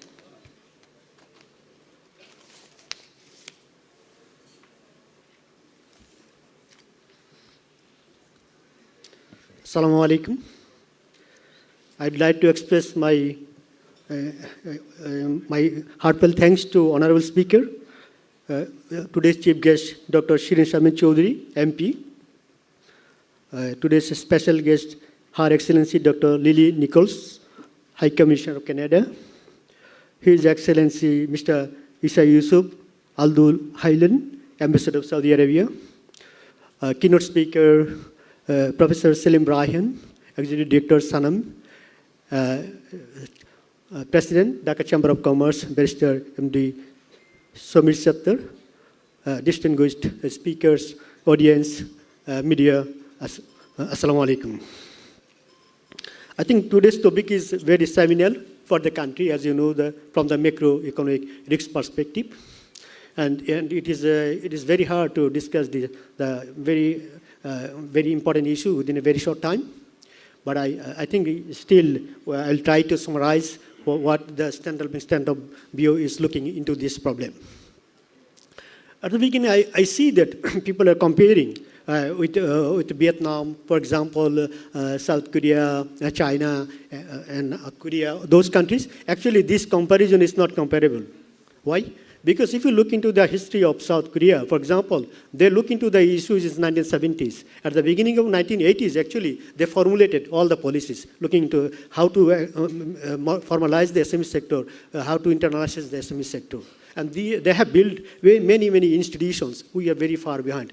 I think the Dhaka Chamber of Commerce of late understand it, and we are far behind. I think 32 years behind of South Korea. Then, so we cannot compare with those economies really. Now, I'm looking into the global survey. For example, what are the SMEs facing globally when they go to overseas market? They identified 7 factors. One factor is shortage of capital to finance export. Second is identifying foreign business opportunities. Third is limited information and capability to analyze market. Fourth is lack of managerial skills and knowledge. Fifth is inability to contact overseas potential customers. Sixth is difficulty of finding distribution channels in foreign market. And seventh is lack of specialization in international marketing. So here, actually, finance is only one component. And if you look into today's speakers, I mean the first presentation by Kohinoor Yasmin, she mentioned that 3 things are actually impediment for export market. First is skill, and the second is technology, and third is the market, and fourth is marketing. Also, if you look into the other speakers, we find that a huge lack of infrastructure in the country to support the export potentials of SME sector. Now, I'm looking into what central bank has done to internationalize the SME sector in Bangladesh. So thanks to Dhaka Chamber of Commerce, that at least they are now moving forward. This, as you know, that we try to actually put the regulation as per demand of the situation, demand of the market. So now looking into the foreign exchange facilities provided by the Bangladesh Bank to the market participants. As you know that we have developed an export development fund to support the exporters. The fund size is currently $7 billion. It is actually to finance the raw material input under export. So it is to support the back-to-back LC, really. So here, actually, interest rate is a very nominal, 4.5% at this moment, and it is actually available for any sector, irrespective of any size. For this, under this perspective, we can say that SME sector is also included under this umbrella of Export Development Fund. Now, if you look into the pre-shipment export credit facility scheme initiated by Bangladesh Bank, that is fund size is actually 50 billion taka. Here, you see that interest rate is very 6%. This is also actually for packing credit. Pre-shipment credit facility is provided. And here, utility bill payment, travel expenses, these are also included. And the maximum finance is actually 10% of commercial invoice value exports or each consignment value. And duration of credit is here 120 days. This is also applicable for SME sector. Now look into the export facility pre-finance fund. Bangladesh Bank has developed 1 billion taka export facility pre-financing fund to support the export sector of the country. Actually, this is also for procurement of raw materials against export, and this procurement can be procured from the internal sources or from external. It can be domestic sources or overseas sources. So you can use this financing for back-to-back LC, local or foreign as well. Now, look into the domestic scenario for the development of the SME sector. Bangladesh has, I think, it has tremendous efforts for formalizing the SME sector. Especially, I think that during the pandemic, when Honorable Prime Minister declared 200 billion stimulus package for SME sector. So Bangladesh Bank immediately actually formed a fund of 100 billion taka from its own sources. And subsequently, this is primarily to meet up the short-term capital needs of the SME sector. Subsequently, Bangladesh Bank realized that if you want to continue the sustainable development of the SME sector, we have to provide long-term financing. We have to provide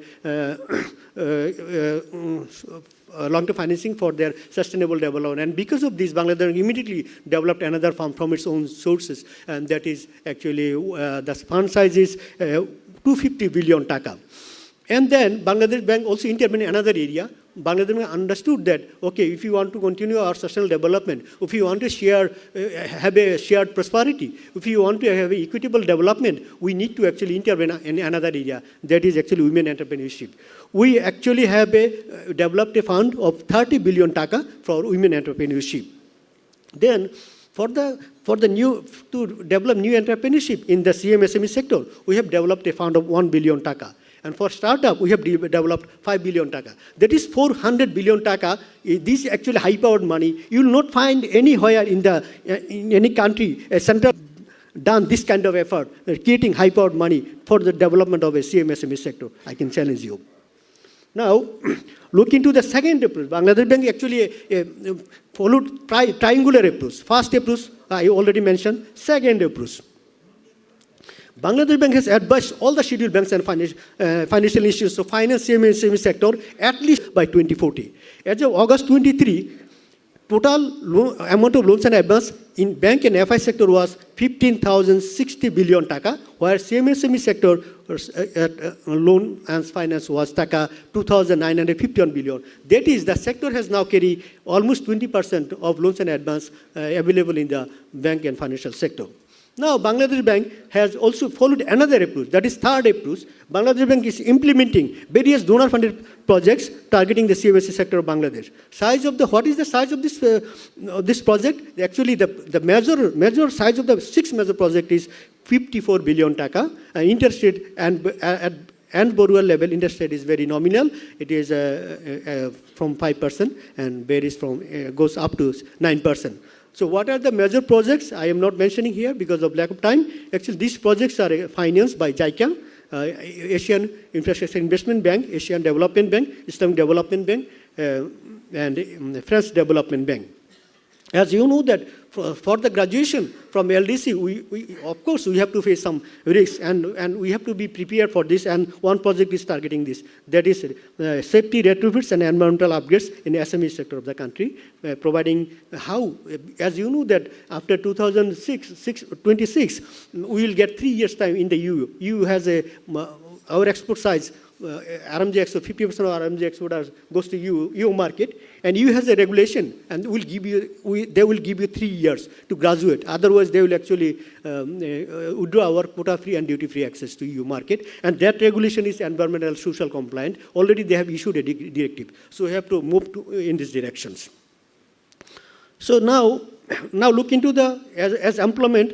Government has a scheme, skill for employment investment program for creating new entrepreneurs and supporting the existing ones through skill development. And Bangladesh already done its job. This SCIP project is actually supported by ADB and Swiss Development Corporation. And Bangladesh Bank already trained a lot of new entrepreneurs and existing ones for their skill development.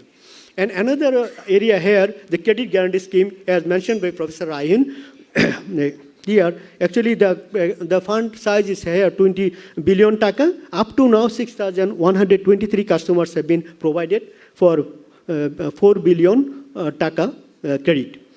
Where individual bank and FI portfolio risk is capped 30% and individual level guarantee coverage is 80%. Now I'm going to answer to the specific questions or supplementing to the specific questions of Professor Ryan, the keynote speaker of this session. He has mentioned that SME suffers from internal economies of scale. But here you have to remember that SME suffers from internal economies of scale, but they have serious advantages. Because they are flexible to adapt to the situation. And they are also flexible to adapt to the new changes in technology. And this understanding actually go to the policymaker of Southeast Asia. And that's why during the financial crisis, they observe it very closely. They also find that the SMEs which are actually linked with international export, they did not suffer. The domestic SME suffered because the domestic, due to financial crisis, the domestic demand of those products declined, but overseas demand did not decline. And because of this, actually, they survived and thrived. So we see that if you want to diversify our export portfolio, we have to must go to for SME internationalization and diversification. It is a must.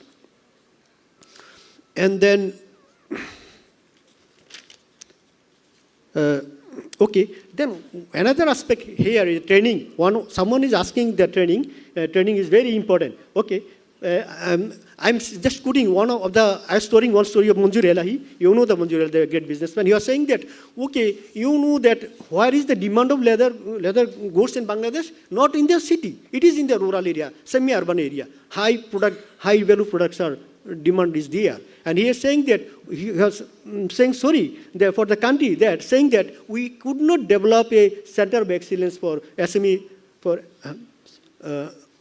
center of excellence in India. Actually, what they did, they had a center of excellence. They actually pick up all the experts throughout the world, and then they design they train them, the local food engineers and local entrepreneurs, so that they can build up their products as per foreign demand. So I think my time is over. Okay, so I think that is I appreciate Dhaka Chamber of Commerce for arranging such and we are actually, I'm working on this issue to develop a SME export ecosystem in Bangladesh.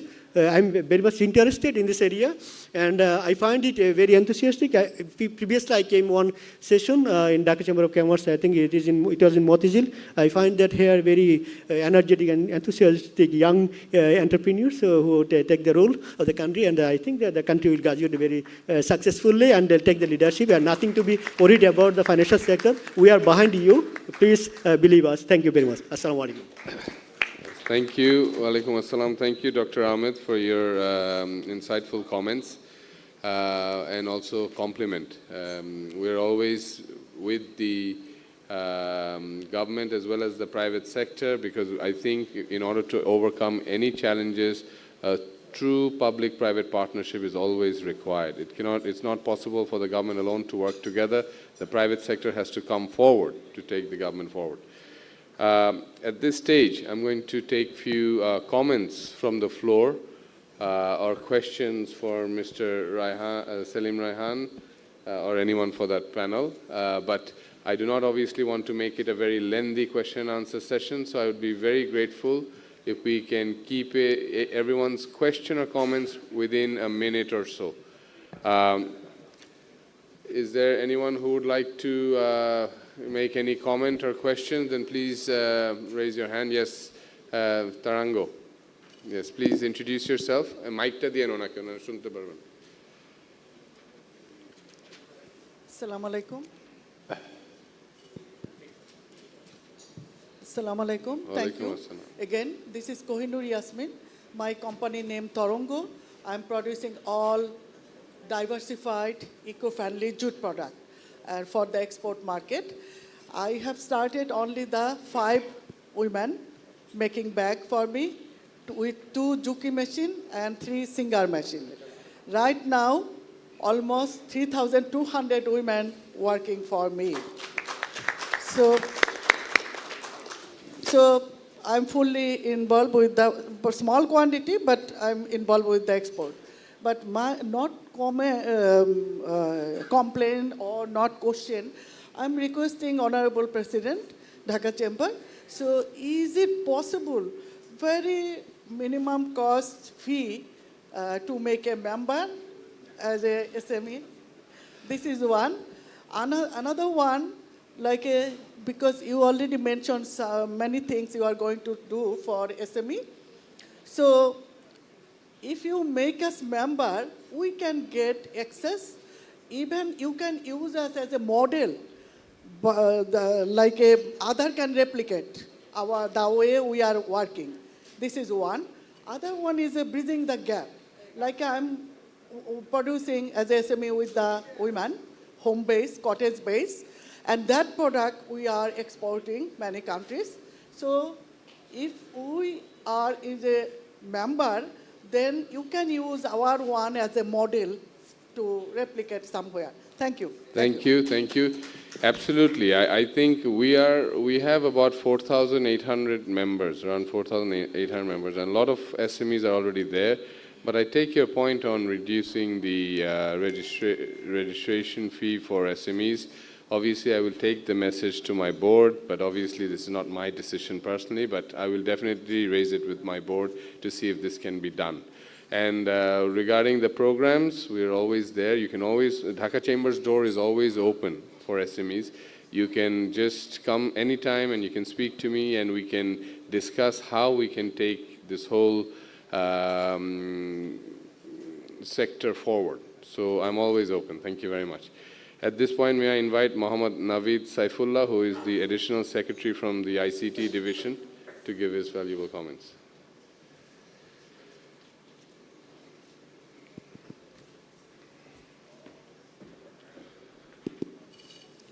Thank you so much for giving me the floor. First of all, I would like to express my heartfelt thanks and gratitude for inviting me in today's very time-befitting seminar on improving export capabilities of SMEs, succeeding globally upon LDC graduation. And I'm extremely delighted to have with us our Honorable Chief Guest, Dr. Shirin Sharmin Chowdhury, MP, Honorable Speaker, Excellencies from Canada, Canadian High Commission in Bangladesh and also the Kingdom of Saudi Arabia, and all the distinguished guests and persons from the media. So I would like to give my special thanks to the keynote speaker, today's keynote speaker, Mr. Selim Rahman. It was very insightful. I would like to share some of my thoughts, how ICT sector can play a vital role in improving the export capabilities when it comes to SMEs. First of all, I think that the adoption of ICT can provide valuable insights, information, and wealth of knowledge to the SMEs, how they can perform with more efficiency and capability. They can improve their management. They can improve their relationships with the customers and also with the suppliers. Because it is very important these days as we are heading towards the graduation. Another point is that we can also reduce cost of production. The SMEs can reduce their cost of production by using the cutting-edge technology of ICT. ICT can work as a vital tool, and also they can expand their product line, and of course, innovative approaches. Thank you so much. Thank you. Thank you, Mr. Saifullah. Obviously, it is very encouraging to know that the SMEs has the option of working with your ICT division. And it will be very helpful if government officials come forward to help the SMEs, because that's where the help starts. At this point in time, I invite Mr. Ando San, the country representative of JETRO, who is also a very big friend of Bangladesh and knows the Bangla language better than me. Mr. San. Anando. He's called Anando in Bangladesh. Thank you very much, Sadara-san.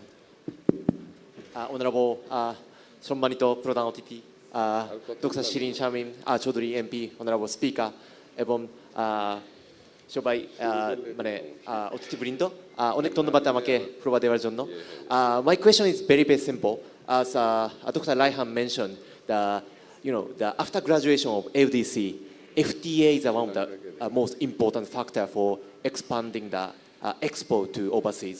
So my question is to Mr. Satao, Satao সাহেবকে আমি একটা প্রশ্ন করতে চাচ্ছি what is the expectation on the FTA for expanding the export in terms of the export expanding for SMEs as a perspective of the DCCI. So this is my question. Sorry, can you repeat? Sorry, I didn't. What is your expectation of FTA for expanding the export for SME sectors? Thank you. FTA. I think FTAs are very, very important. And I always keep on asking this question that why has not this been done before?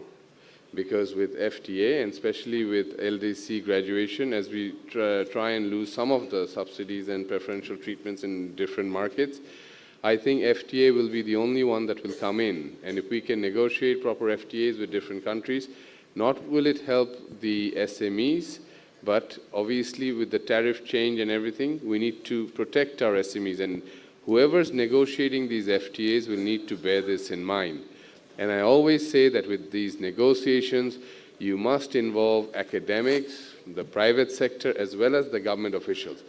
It is not possible for the government to negotiate FTAs only by themselves. We need experts like Mr. Raihan or people who are thorough on this topic to come forward and assist the government in assisting to help the FTAs. And when the right people will be there in the right committee, then only these protection of these SMEs, because it's a very detailed, SME is a small sector along with FTAs. Nowadays the FTAs cover a wide range of issues. So we need to keep our SMEs in mind when dealing with FTAs, and when FTAs will come into place, I'm sure the protection for SMEs will be granted through these FTAs. Thank you. At this point, may I invite Srimali Jayarathan, First Secretary of the High Commission of Sri Lanka. Srimali Jayaratna, I hope I pronounced your name correctly. Thank you. Good afternoon, everyone. Thank you, DCCI, for organizing this important seminar. So as a Bangladesh, I don't have a question, I have a small comment.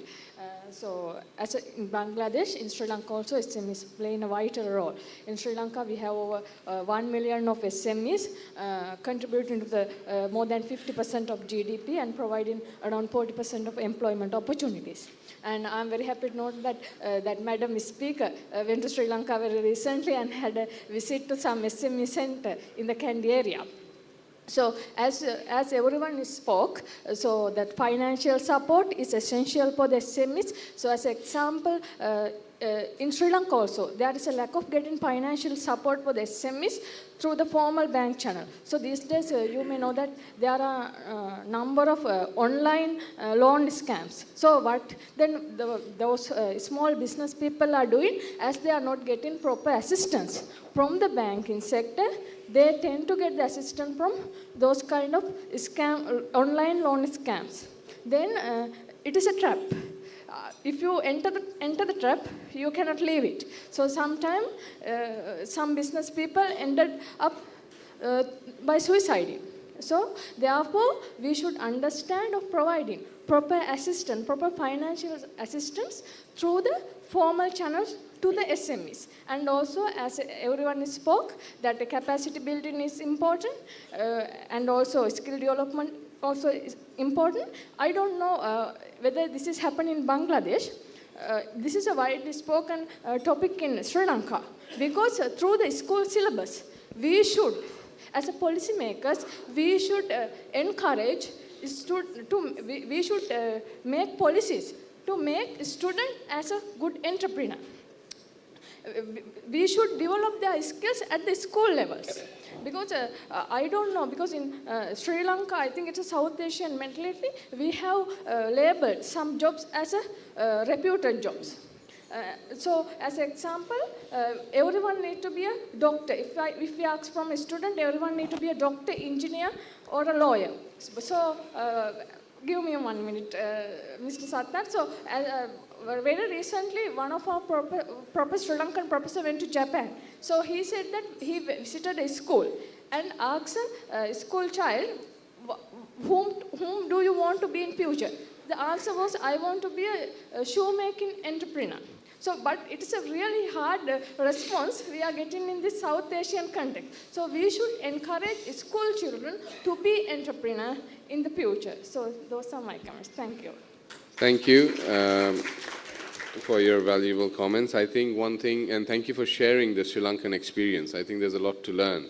And I've always been an advocate for getting loans through formal banking channel as opposed to any informal channel, because you just don't know who's behind the computer giving out these loans. Not only it involves risks of money laundering, but as you rightly say, that some people try and commit suicide when they can't pay.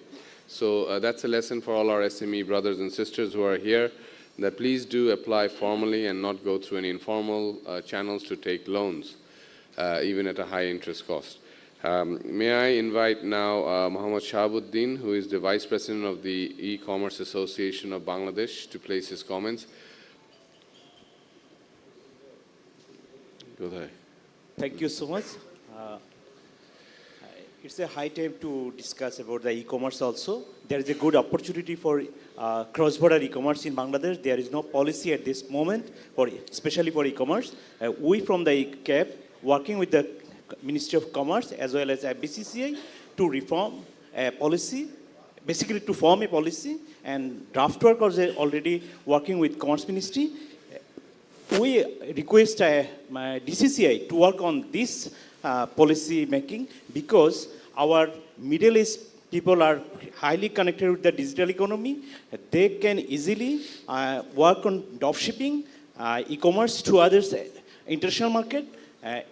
In 2022, the market size is more than $764 billion, but we are exporting only 200 to 300 million export in cross-border e-commerce. But there is a big gap in this market. If we can make a good policy for the payment system and customs duties, then it will be a good opportunity for our young entrepreneur. And And there are another problem is there. Only few government player are only working on the e-commerce related works, but others ecosystem player also work on it. Like Bangladesh Bank should give the easy policy to take the fund from the export market through the e-commerce, and Commerce Ministry make the policy as soon as possible to make a customs usage policy especially. Thank you so much. Thank you very much. I will take 3 more comments, but provided you finish it within 30 seconds to a minute. Unfortunately, as lunch is approaching, and I know everyone is getting a bit impatient, I'm getting messages on my phone as well. But most importantly, we would like to hear from our honorable speaker as well as our special guest on what they think is the way forward for SMEs. Can I invite Shamim Ahmed, who is the president of Bangladesh Plastic Goods Manufacturers and Exporters Association, to share his comments? Mr. He just left? Okay. Okay, can you then make a small comment on behalf of the association? Assalamu alaikum. Walaikum My name is assalam. Razaul Hakim. Samir bhai, improving export and capabilities of SMEs. The suggestion is coming for how they can apply for financial loans and facilities. Right. My suggestion is যে ফ্যাসিলিটিগুলো already আছে এবং যেই আইনগুলো already আছে এসএমইদের জন্য যদি সেগুলো একটু প্রপারলি ব্যাখ্যা করা হয় এবং প্রপারলি তাদেরকে ট্রেন দিয়ে দেওয়া হয়। ফর এক্সাম্পল, সবাই যেমন এক্সপোর্ট করতে সবাই আগ্রহী, সেখানে ইনসেন্টিভ প্ল্যানও আছে, কিন্তু ম্যাক্সিমাম এসএমইদেরই আপনার বন্ড লাইসেন্স নাই। সরকার কর্তৃক একটা অর্গানাইজেশন আছে যার নাম হচ্ছে ডেডো। এখন ডেডো যেভাবে কাজ করে সেটা যদি প্রপারলি একটা এক্সপ্লেন করে তাদেরকে বুঝিয়ে দেওয়া হয় যে তুমি তোমার ডিউটি ড্রব্যাকটা কীভাবে নিবা এবং তোমার ইনসেন্টিভ সুবিধা যে 20% বা 10% আছে সেখান থেকে কাটাকাটি করে দেখা যাচ্ছে যে তার ক্যালকুলেশনটা রং হয়ে যাচ্ছে। সে ধরে নিয়েছিল যে আমি for example, we belong to plastic association, our incentive facility is 10%, but when there are many organizations, they don't have bond license, but we take duty drawback from the DEDO. When we receive the duties back to our organization, we do not get the duties which we have paid while importing raw materials. This is number one. Secondly, গত বছর একটা নতুন আইন এসেছে যে আপনার যে আপনি এক্সপোর্টের জন্য যেই র মেটেরিয়ালগুলো ইম্পোর্ট করে নিয়ে আসবেন সমপরিমাণ টাকা আপনি ব্যাংক গ্যারান্টি দিয়ে আপনি ডিউটি না দিয়ে সেই র মেটেরিয়ালগুলো আপনি নিয়ে আসতে পারবেন। তো নিয়ে আসলে যেই এক্সপোর্টটা আপনি করবেন না সেটা ডিউটিটা আপনি দিয়ে দিবেন, আর যেটা আপনি এক্সপোর্ট করতেছেন সেটা আপনি তো ডিউটি ছাড়াই নিয়ে আসলেন। এই ধরনের যেই আইনগুলো আছে আমাদের ঢাকা চেম্বারে আপনি অনেক ধরনের ট্রেনিং অর্গানাইজ করেন, অনেক ধরনের সেশন অর্গানাইজ করেন এসএমইদেরকে নিয়ে। সরকারের already the law which exists, how we can practise those, how we can get the maximum benefit of those. If you kindly organize those things, Absolutely. that would be wonderful. Thank you.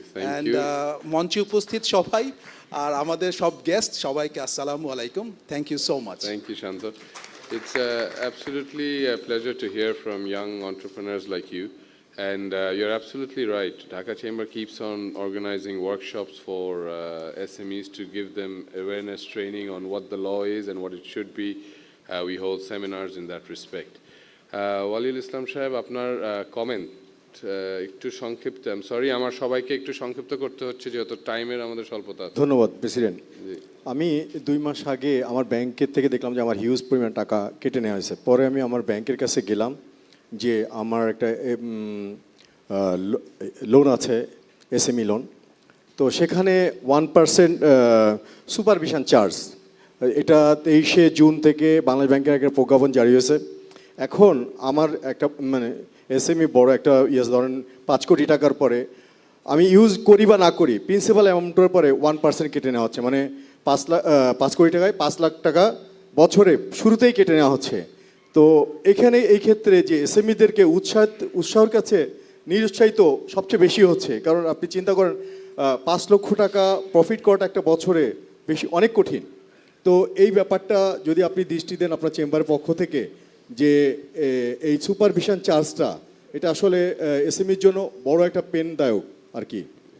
ধন্যবাদ।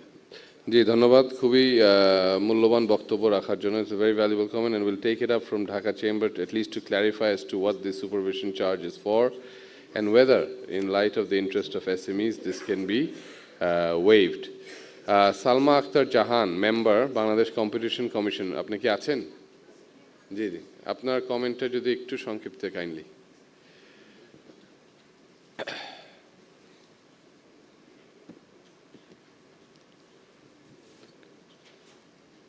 আসসালামু আলাইকুম। ওয়ালাইকুম আসসালাম। আমি member of competition Bangladesh competition commission. আসলে competition আইনটা অনেক নতুন, আমি এখানে জানি না যে সবাই এই আইনটা সম্বন্ধে জানি কি না।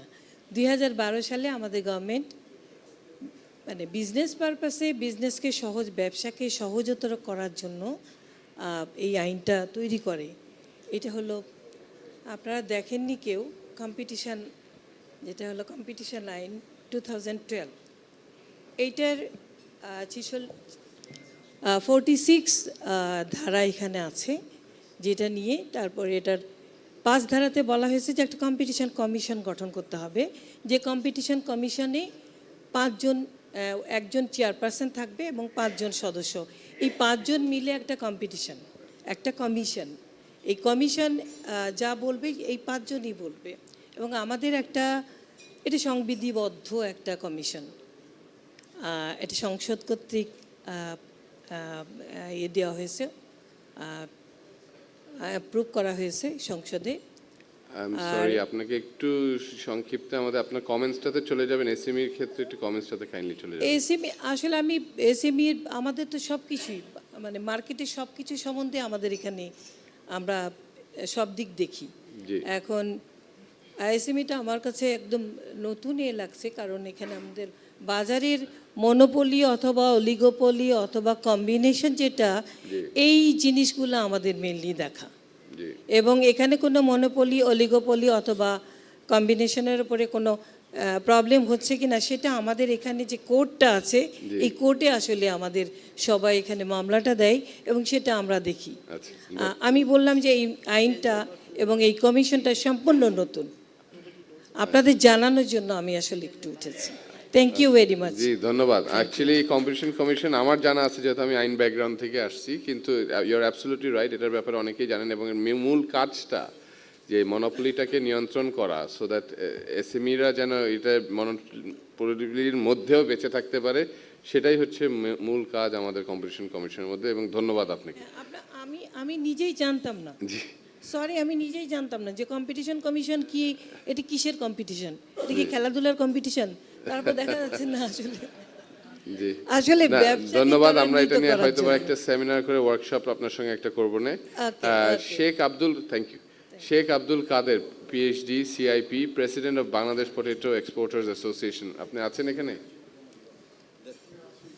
জি জি, আপনি যদি কমেন্ট রাখতে চান তাহলে একটু সংক্ষিপ্তে কমেন্ট রাখতে চান। আমার আর একটা প্রশ্নের সময় হবে। Can I put a question to His Excellency, the Ambassador of Saudi Arabia?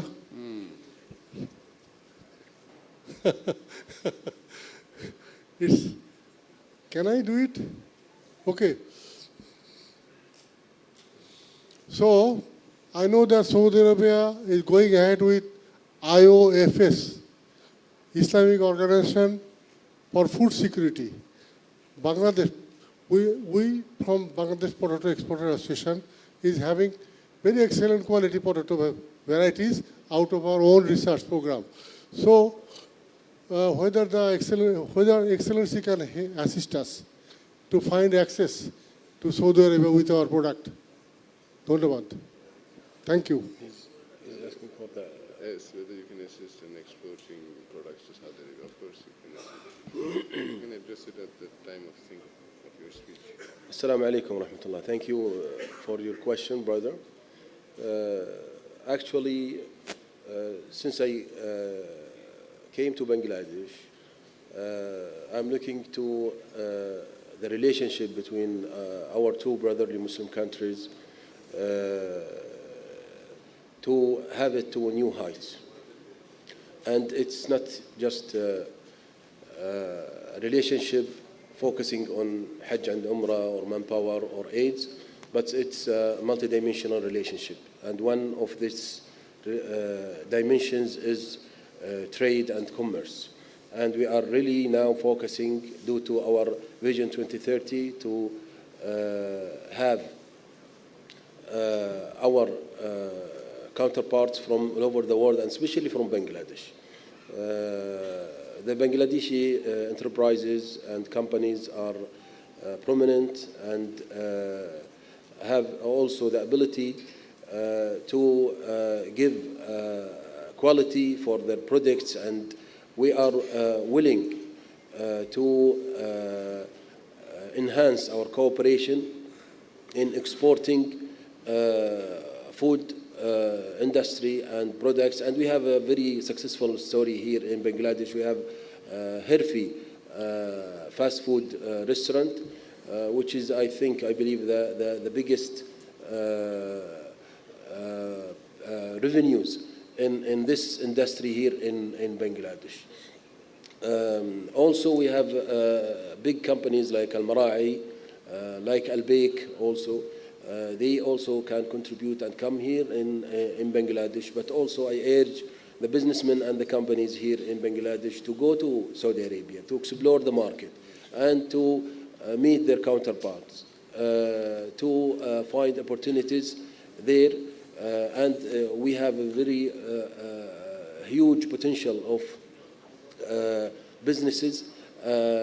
Next week, inshallah, at the end of this month, inshallah, my brother, His Excellency Mr. Sattar, will lead a delegation for more than 60 businessmen and businesswomen, go to Saudi Arabia and explore the market there. And I hope, inshallah, the outcome of this visit will be successful. Thank you.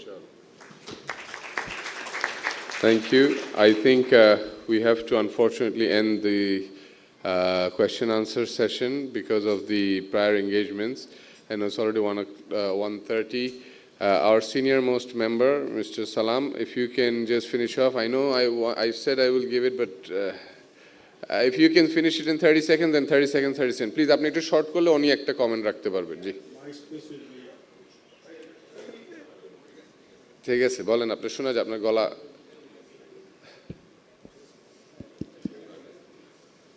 My speech will be Bengali, so I request to our President, Mr. Samir, to translate my speech in English to understand the foreigners. So, আজকে যে আমাদের keynote পেপারটা পড়া হয়েছে, চমৎকার কিনোটটা ছিল। এর মধ্যে তবে এটা একটু বাংলায় হলে খুব ভালো হতো, পাশাপাশি ইংরেজির সাথে বাংলাটা দেবেন সবসময়, এটা আমরা চাই। আর সেকেন্ডলি বলতেছি যে আমাদের Excellencies, Brother Abdullah, he's sitting here. So we are exporting cap and chappal, plastic chappal, to your country during the Hajj period. So we want more facilities from you, as because you are our big brother. So if we get the chance to sell more product of our cap and chappal for one-time use, so it will be very much helpful for us. So SME is a very important sector. আমি আমাদের মাননীয় আপাকে বলছি, speaker আপনাকে পেয়ে আমরা ধন্য। আমাদের প্রাইম মিনিস্টার আমাদেরকে খুব ভালোবাসেন, ব্যবসায়ীদেরকে যে সুযোগ সুবিধার কথা উনি সবসময় বলে আসছেন। আপনি শুনেছেন আমাদের এসএমইর প্রবলেমটা, আমাদের উইমেন্স এন্টারপ্রেনার্স যারা আছেন তারা কিন্তু খুব বেশি একটা ভালো পজিশনে নাই। আপনি অন্তত মেহরবানি করে যেখানে আমাদের প্রবলেম অ্যারাইজ করতেছে, ইউ সলভ দিস প্রবলেম, আপনি ট্রাই করবেন এটা ইনশাআল্লাহ আমাদের ব্যবসায়ী পক্ষ থেকে। আপনাদের সকলকে ধন্যবাদ। Thank you for Excellency, who did not understand perhaps the language. First of all, the presentation, he wanted it in Bangla and English, So that was one of his things. But most importantly, the message that he gave across in Bangla is that our Honorable Prime Minister Sheikh Hasina loves the business and the private sector. And that is a testament that we have seen when she spent about 5 hours with us in one of the conference, and that has created history. No Prime Minister has sat with the business community for 5 hours straight. So I think she was the first to give us 5 hours straight in one seminar, for which she deserves a round of applause, please. And I think I'm so sorry because you have to finish in literally now 15 seconds because here I had to translate and take away your 15 seconds. Please, yes. Thank you, Mr. President, just to give me the chance. First of all, just today's our seminar topic is improving export capabilities of SMEs. Just regarding this, my comments would be, let us improve the confidence of the SMEs. If you improve the confidence through our speaker, through our government authority here, I like to just convey my message to our government.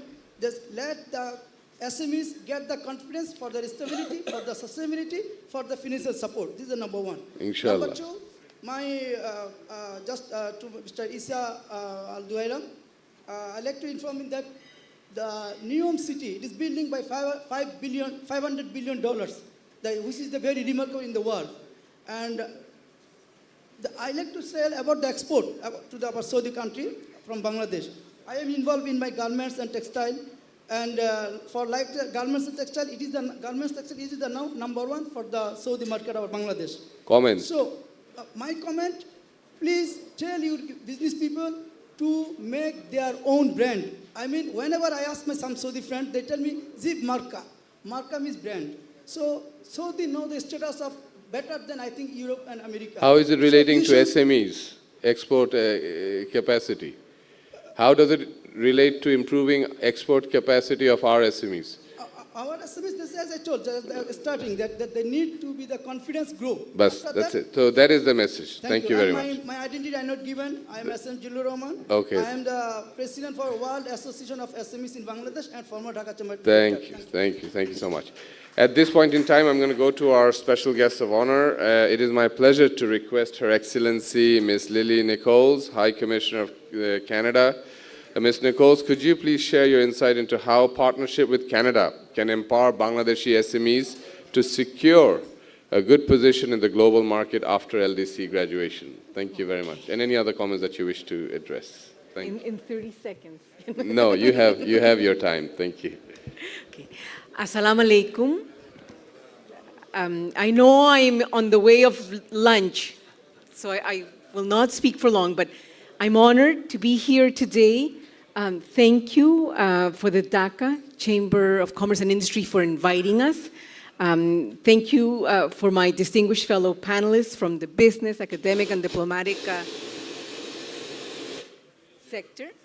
And of course, for me, it's always a pleasure to be able to be in a panel with the Honorable Speaker, Dr. Shireen Sharmin Chowdhury. We have heard so many interesting perspectives already today. We've heard from macroeconomists who've given us a brilliant overview. We've heard from the grassroots, from small enterprises who themselves have started with 3 people in their enterprise and have moved on to higher thousands. And then, of course, we've heard from all of you in the business sector. So my value added really is to talk a little bit about the Canadian experience. And maybe there's some lessons learned from the way Canada approaches SMEs that might be valuable and useful. But I also do want to say a little bit about the special relationship that Canada has with Bangladesh. And I want to say that Canada was one of the first countries to recognize Bangladesh's independence. That this is something that has led to a 50-year close friendship and collaboration. Canada was one of the first countries to provide foreign aid to Bangladesh when it needed it most. At the time, it was food aid. The country literally could not feed itself. But since then, Bangladesh has proven to everyone that it's really unstoppable by reducing extreme poverty from 90% to 9% over the last 50 years. And a big success of that has been the role of SMEs. So that is something to be very, very proud of. Canada, from the beginning, supported some of Bangladesh's most innovative innovations, including the microfinance movement, the women's empowerment movements. We also, from the beginning, supported public education and public health. But as Bangladesh has evolved and is now at the cusp of graduating out of least developed country status, Canada's cooperation also has evolved. So today, what we do with Bangladesh is quite different. For example, we are working with technical vocational education. Bangladesh no longer needs support on primary education. 85% of Bangladeshis go to school. We no longer work in that area. So we're working, as people mentioned today, in helping Bangladesh develop those skills to be marketable for that next phase of its competitiveness. We're also working with helping Bangladesh build capacity to export overseas. So, Ms. Jasmine mentioned that with the Trade Facilitation Office, Canada is helping Bangladeshi enterprises, including SMEs, build capacity, find where are the markets, how do I enter the markets, how do I deal with the barriers? And we've heard that there's many, many, many barriers to SMEs, access to financing, to skills, to expertise. So that's very, very important that we have an entity like TFO that can help Bangladeshi enterprises develop those capacities. Canada also, over the last 10 years, since the Rana Plaza accident, has been working closely with Bangladesh through the ILO, but also closely with BGMEA and with unions, with all actors, in helping to improve worker rights, safety, and we have a commitment to continue that work to make sure that the enterprises and the work takes place in a safe and in a manner that basically meets global labor standards, their human rights to form unions, to associate, to fight for wages, because that's a big part of the success story as well. And then most importantly, of course, Canada has provided Bangladesh with generalized preferential tariff treatment, which means that Bangladesh exports to Canada free of quota, free of tariffs, and that's been a big part of Bangladesh's success, being able to take advantage of that and to develop that to its fullest. Now, the Canadian model itself is very interesting. Like Bangladesh, Canada is an exporting country. We're a trading country. We're a free trade country. And like Bangladesh, we're a country of small and medium enterprises. So Canada has over 1 million small and medium enterprises. They provide 2/3 of the private sector jobs in the country. And the country also has a very interesting model to support those enterprises. And maybe I can just share a few insights about that. I mean, one of the ways that Canada supports export promotion and SMEs is through a model of progressive and inclusive free trade agreements. So Canada, especially in the last decade or so, has signed over 40 trade agreements with countries all over the world. And these trade agreements, part of the success is that they have built into them chapters or conditions to improve environmental conditions, labor conditions, to involve indigenous people, to involve business opportunities for women, and they involve also collaboration opportunities and technical assistance. So that's why those trade agreements are so important, including the comprehensive and progressive Trans-Pacific trade partnership, of course. The other element that Canada has is that we, over the last 50 years, have developed what we call our Trade Commissioner Service. So within Global Affairs Canada, so within our foreign ministry, we actually have 1,000 trade experts. And this is something that doesn't exist everywhere, but it's a big part of the Canadian success. These trade commissioners, and Ms. Deborah Boyce is Canada's Trade Commissioner, representing the Trade Commissioner Service here in Bangladesh. They basically are there to problem solve for SMEs in each of the 160 cities and countries in which they work. And that is something that is a big success of the Canadian model. Another element that I want to mention as well is that Canada does have mechanisms to provide financing to exporters and SMEs. So for example, the Export Development Corporation of Canada provides credit guarantees, it provides insurance, it provides exchange rate guarantees. So that allows Canadian firms, even small Canadian firms, to be able to explore export and investment opportunities abroad.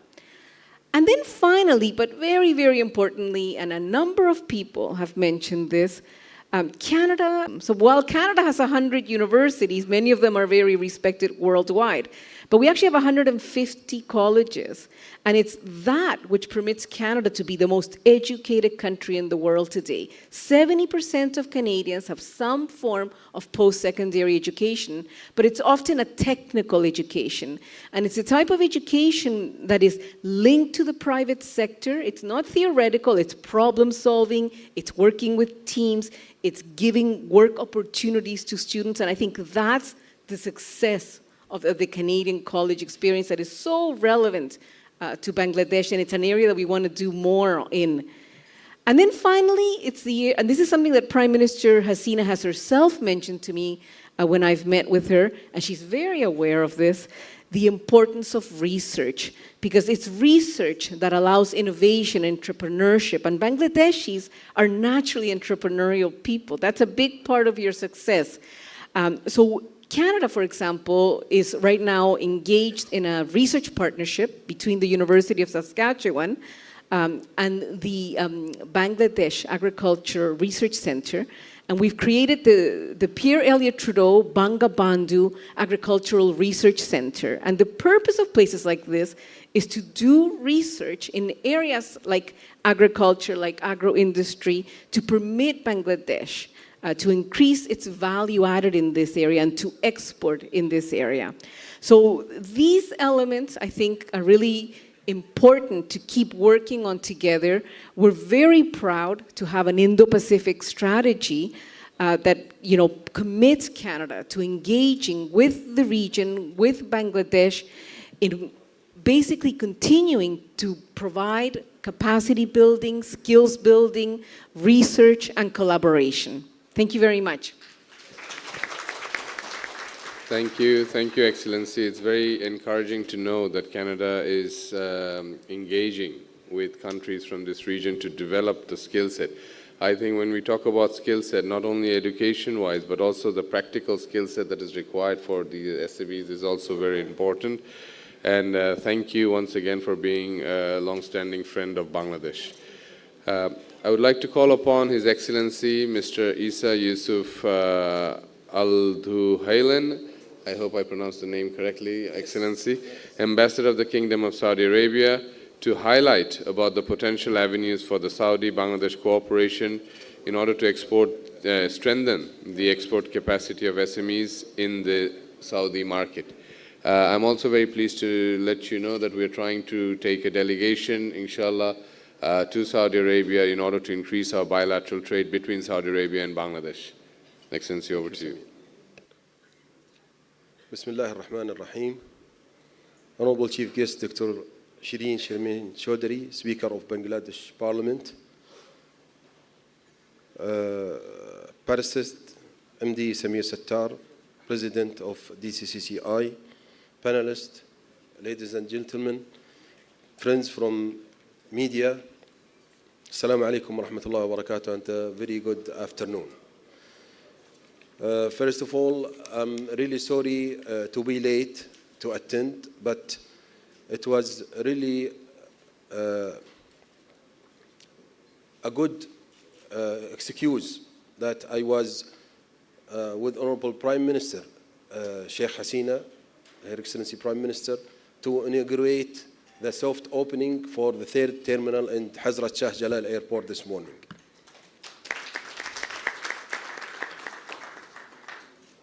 It's a really major step towards giving the confidence to the government and to the peoples of Bangladesh that they are capable to do mega projects like Badma Bridge and now the terminal. I'm honored to be here today to speak on the topic of improving export capabilities of SMEs succeeding globally upon LDC graduation. As we know, Bangladesh is scheduled to graduate from LDC status on November 24th, 2026. This is a significant milestone for the country, and it presents both opportunities and challenges for SMEs in Bangladesh. Small and medium-sized enterprises are considered the backbone of any true economy. This is because it plays a significant role in driving economic growth, job creation, and innovation to achieve worldwide success following their graduation from less developed countries status.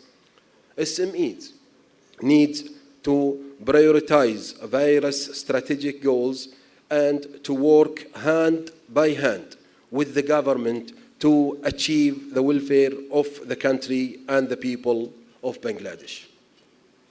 Ladies and gentlemen, allow me to give you a glimpse of SMEs in my country, in Saudi Arabia.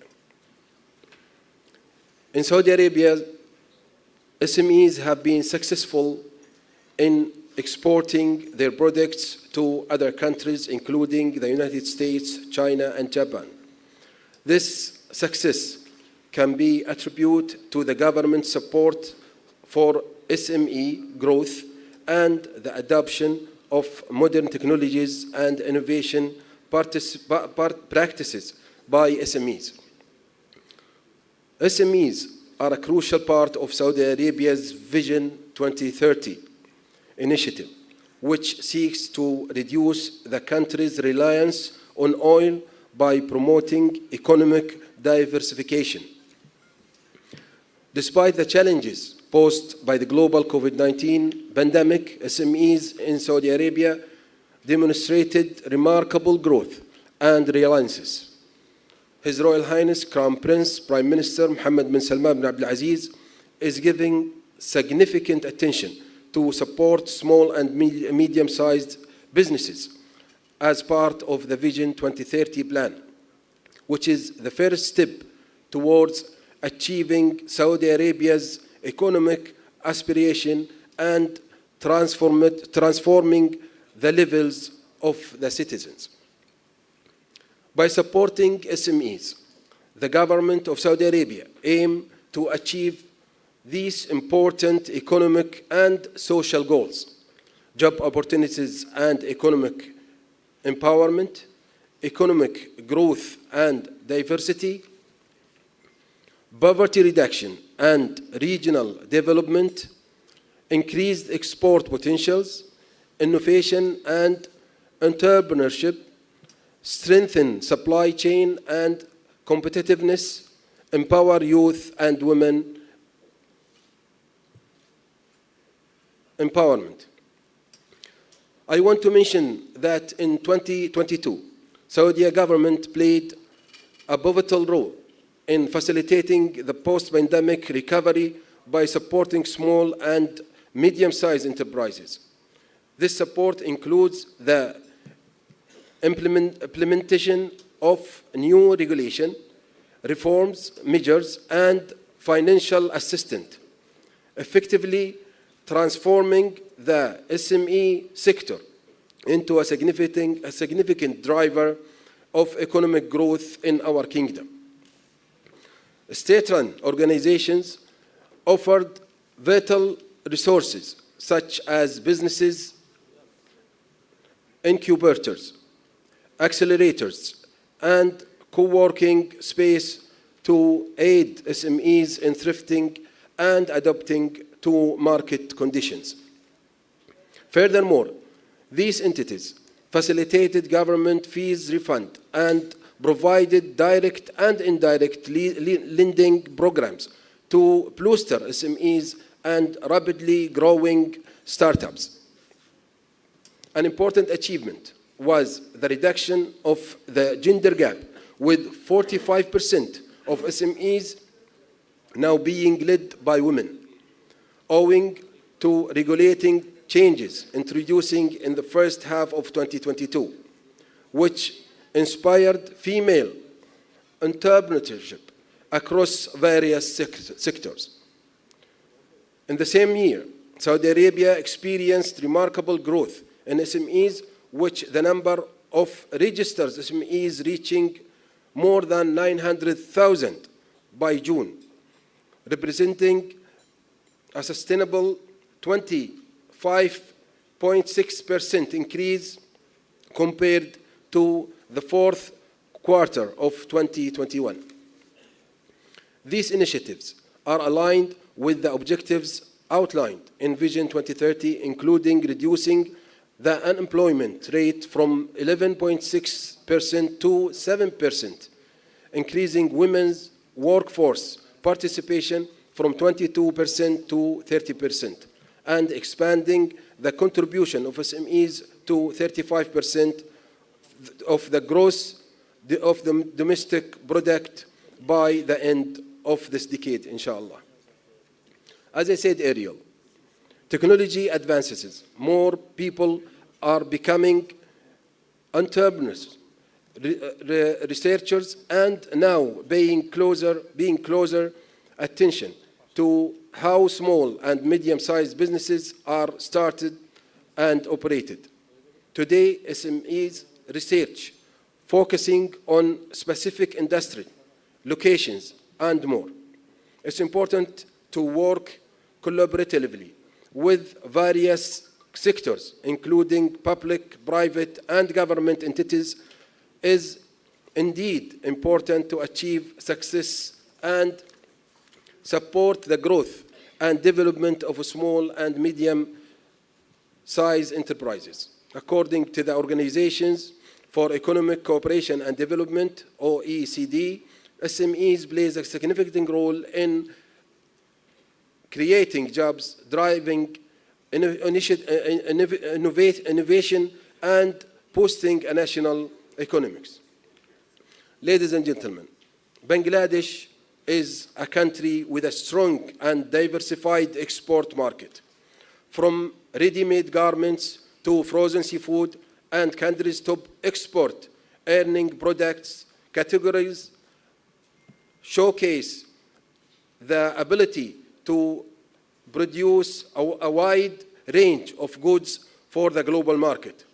These products not only generate significant income for the country, but also provide employment opportunities for millions of people. Jute and jute products, fish, shrimp and prawns, leather and leather products, vegetable exports, pharmaceutical products, and many more. The ready-made garments industry, in particular, had played a crucial role in the country's economic development, with export of this product alone accounting for more than 80% of the total export earnings. The success of these products is a testament to the hard work and resilience of the people of Bangladesh. As Bangladesh continues to develop and diversify its export market, we can expect to see even more exciting products and opportunities evolving from this dynamic and rapidly growing nation. Bangladesh is one of the fourth fastest growing digital economies in the world, already on the path of graduation from its late development country status, which is a significant achievement. This transition requires investment in education, infrastructure, and trade support. Bangladesh should aim to develop more advanced industries to move up the industrialization ladder. In conclusion, I would like to emphasize the importance of SMEs in the economic growth and development of any country. the Saudi government's dedication to supporting SMEs and improving their exports is commendable. And we believe that Bangladesh can benefit from similar policies and programs. Bangladesh is a greenfield for investment. And I believe that with the keenness of Honorable Prime Minister Sheikh Hasina and the relevant government authorities and the people of Bangladesh, you can make the difference. You can really change the history. Despite the pandemic, despite 170 million people of the population, despite the Russian-Ukrainian war and the rise of the prices of energy and food, Bangladesh is overcome all these obstacles and being the fastest, one of the fastest economic growth in the region. And this is because of the determination of achieving the goals of Vision 2041 and for Shonar Bangla. Long live the friendship of Saudi Arabia and Bangladesh. Thank you very much. Assalamu alaikum wa rahmatullahi wa barakatuh. Thank you. Thank you, Excellency, for your very kind words. Actually, you're absolutely right. With stable political leadership, Bangladesh is now one of the fastest growing economies in this region. Now we are about to listen to our chief guest, the Honorable Speaker of the Bangladesh Parliament. Not only has she broken only one record, but two times she has broken the record for being the first female speaker of Bangladesh, as well as being the youngest speaker to the Bangladesh Parliament at the age of 46. May I all give a round of applause for our chief guest, Dr. Shirin Sharmin Chaudhry, MP, Honorable Speaker of the Bangladesh Parliament.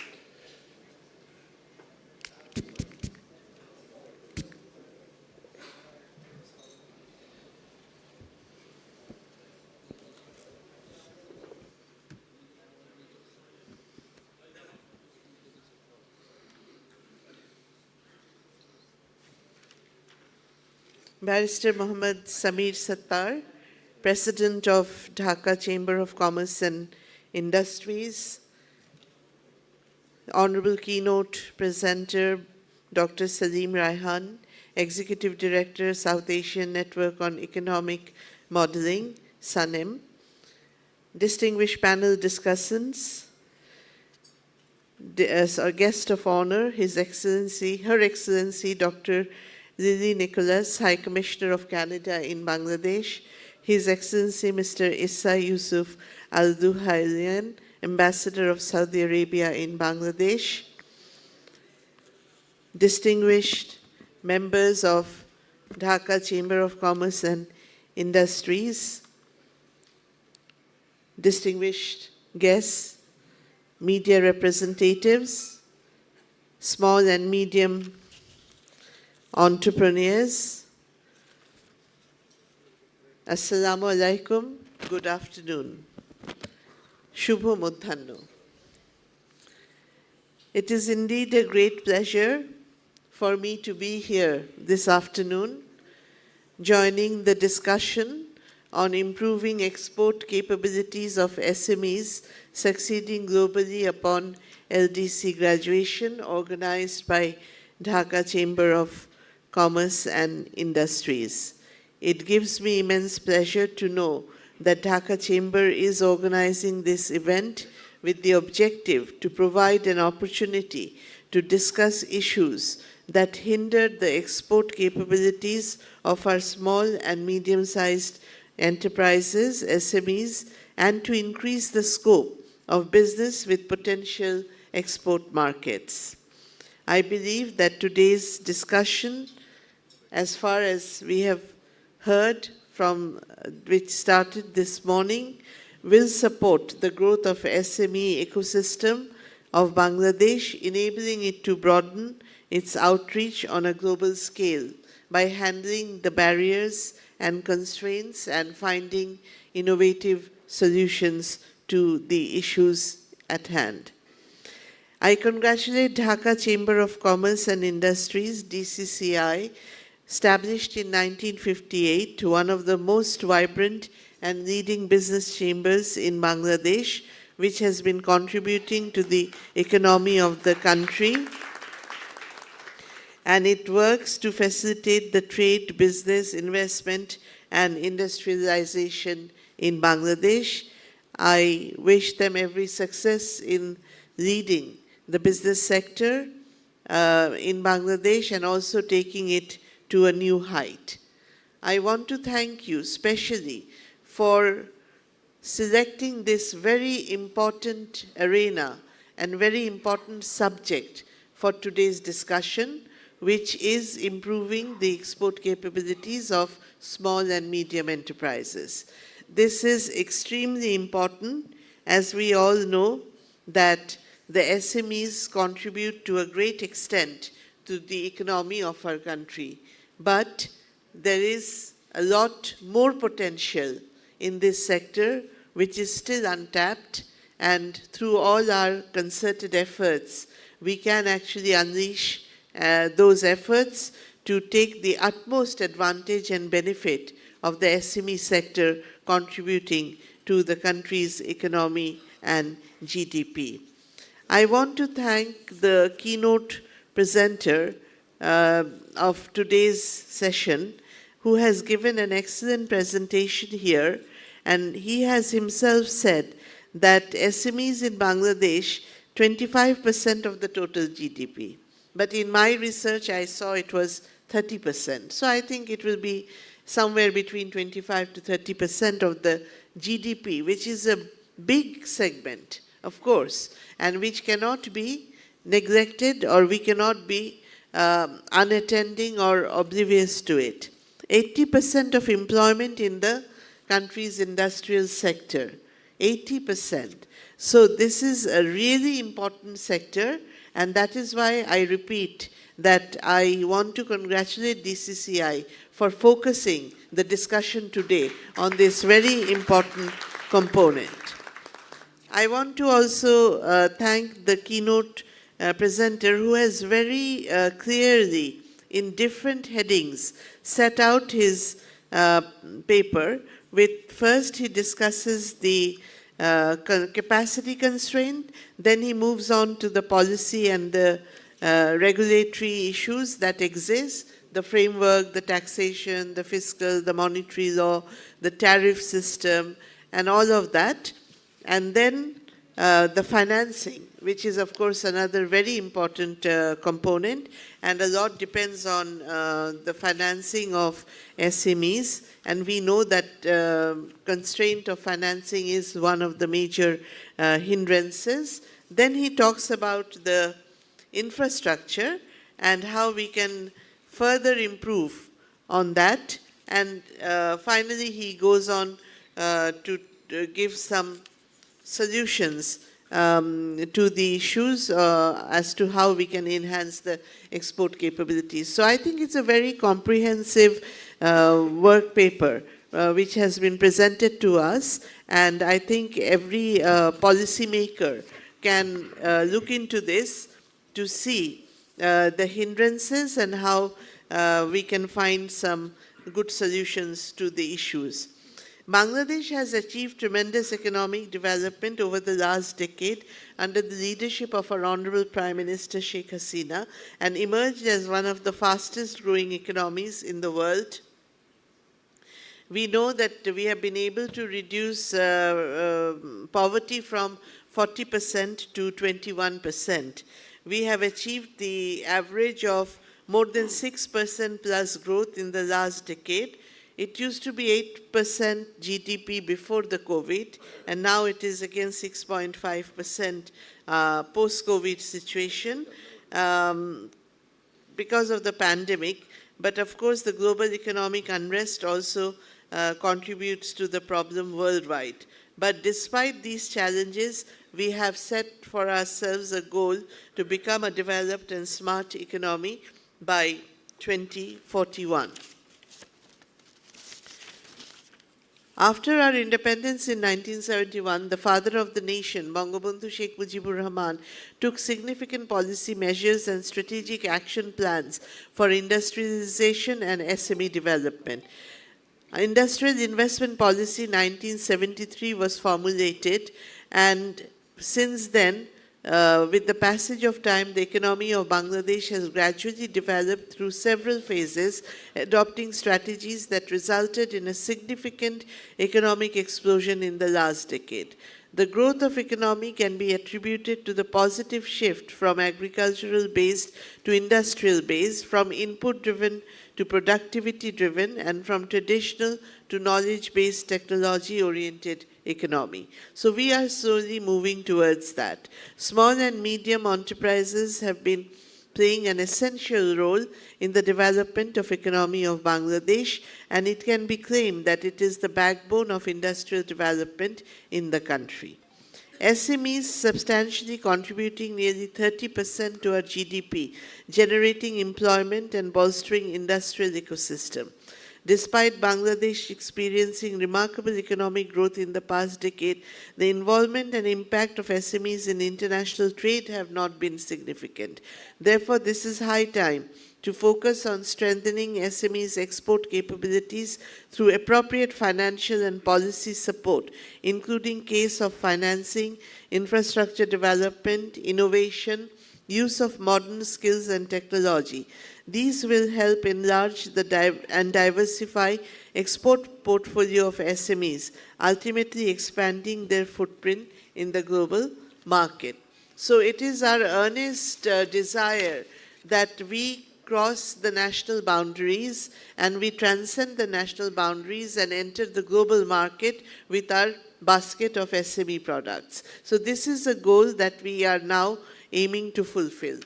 But before attaining that, the areas where we actually see the constraints, and some of the entrepreneurs have here also talked about their own experiences, and I myself, as the State Minister for Women and Children Affairs, have worked very closely with the women entrepreneurs and the sector and the SME, and have seen how what are the difficulties that exist in this sector.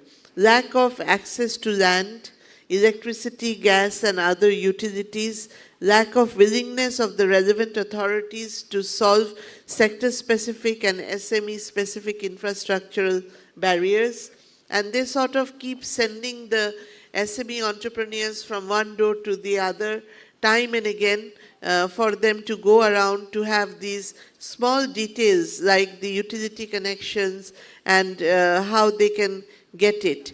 So I think it is better that we think about giving them one-stop services so that they can, if the need be, get all the services that they require from one place, instead of having to run around to 10 different authorities. So there should be a coordinated effort to set up one-stop services for the small and medium entrepreneurs.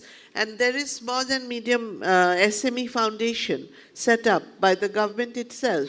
So the SME foundation can take a lead in trying to solve some of these problems. The financial crisis, high lending rate, non-availability of finance. But I am not quite agreed with the fact that there is non-availability of finance, because I have seen that there is ample opportunity for loans, for collateral-free loans. Even Bangladesh Bank representatives are here, and we know that for women entrepreneurs, I can say that up to 10 lakh, and now I think it has been increased, the limit, they can get collateral-free loans if they want to set up their own business. So these facilities are there, but there is a lack of dissemination of information. Sometimes these women organizations, entrepreneurs, they don't know where to knock and how to have access to these finance which is already available for them. There was a big discussion at one point when Honorable late Abdul Muhit was the finance minister, and I know for sure that 100 crore taka was set up for women entrepreneurs. It was in the budget. But at the end of the financial year, the money could not be spent totally. A very little portion of it was spent, but it remained untouched. So the other problems are there. It is not the access to resource, not the shortage of resource, but rather the access and how they will be able to utilize it. They need assistance there. Cost of high equipment, and whether we can take any policy decisions to have less customs duty on the goods that are more favorable for the SME sector and give them at a reasonable price. And the small domestic market, of course, but if we are trying to connect with the global market, then we have to take those steps. And the other problem is, of course, the existing uncertainty of the recession, inflation, post-COVID-19 situation, because COVID-19 also hit the small and medium enterprises pretty badly. But however, Honorable Prime Minister Sheikh Hasina gave incentive also to the SME sector, and now they are turning around and again reviving themselves. The political stability during the last decade and more has helped also flourish the business sector. We have had the 9th, 10th and 11th Parliament going on one after the other without any interruption, which has helped that the agitation is not on the streets. So there is a peaceful situation where it is a congenial situation for conducting business. Sometimes even within the own enterprise there is internal limitation, like insufficient capacity, requires more capacity building, skill training is very much needed, staff management, maybe they have the resources, they have found the loan or the financial support, but how to run a business, they don't know. How to maintain an account, they don't know. So these are the skills that are also important for you to flourish in your trade and business. So I think more training along these lines are necessary in the SME sector. E-commerce is an emerging arena where we can link our SME, and how that can be done again has to be elaborated and explained to them, and they have to be prepared. And during the COVID time also we saw a lot of online marketing, and now that has also gained a lot of momentum. So I think we should support those initiatives because it is more cost effective. It does not, need a separate establishment cost. So you can just do it from your home and still earn for yourself. So understanding the international trade regulation is, of course, of a very important issue. And I would just like to introduce to you, many of you may already know that from the Ministry of Women and Children Affairs, under the guidance of Honorable Prime Minister Sheikh Hasina, we had established Joita. Joita is a foundation which is for the women entrepreneurs, and all the women shomitis which are registered with the Women's Directorate under the ministry, most of them have become members of Joita. So they come to this platform and they sell their own products, handicrafts, food, whatever they prepare, because they didn't have any place to sell their products. So in order to create an access to market for them, the Joita was established. Joita does not do business on its own. It is a platform which gives the utility support, the infrastructure, logistics support to these women organizations, the small and medium entrepreneurs. They come and sell their products, and whatever they earn, they take the profit back. So this is a business center located within the capital of the city, in the heart of the city, so that from remote villages, they can come with their goods and products to sell in the market. Joita is doing very well. Now they have their own land given by the government, and they're building a space for themselves, a building on their own, so that they don't have to be on the rented premises anymore, and they will shift to their own permanent structure, which will also save a lot of money for the foundation, because they don't have to then pay the rent. They will have their own space. So this is a good initiative for women entrepreneurs, and I would like to suggest that there is no need to create other umbrellas for them, but they can all join in to Joita and see how the e-commerce can flourish, how the digitalization and the training on the emerging technology and knowledge-based capacity building can be done through this system also. So I just wanted to inform you about the existence of Joita, which is actually doing very well now.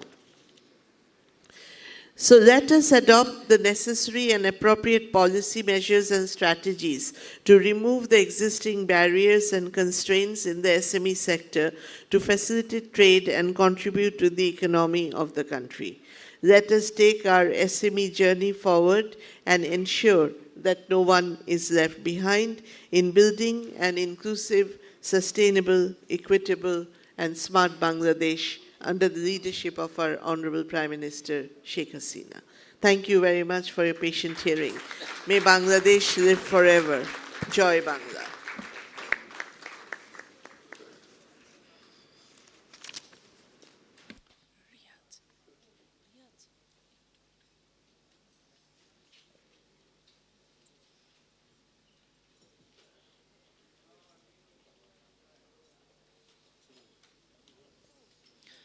Thank you, Honorable Speaker, sir.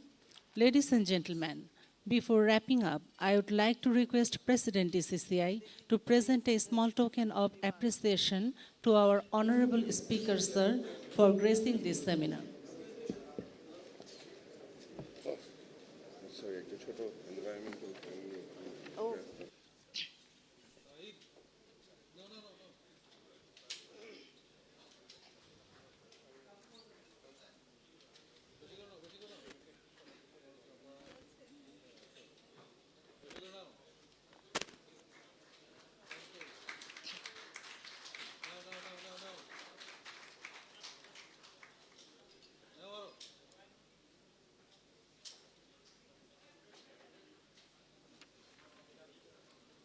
Thank you, sir.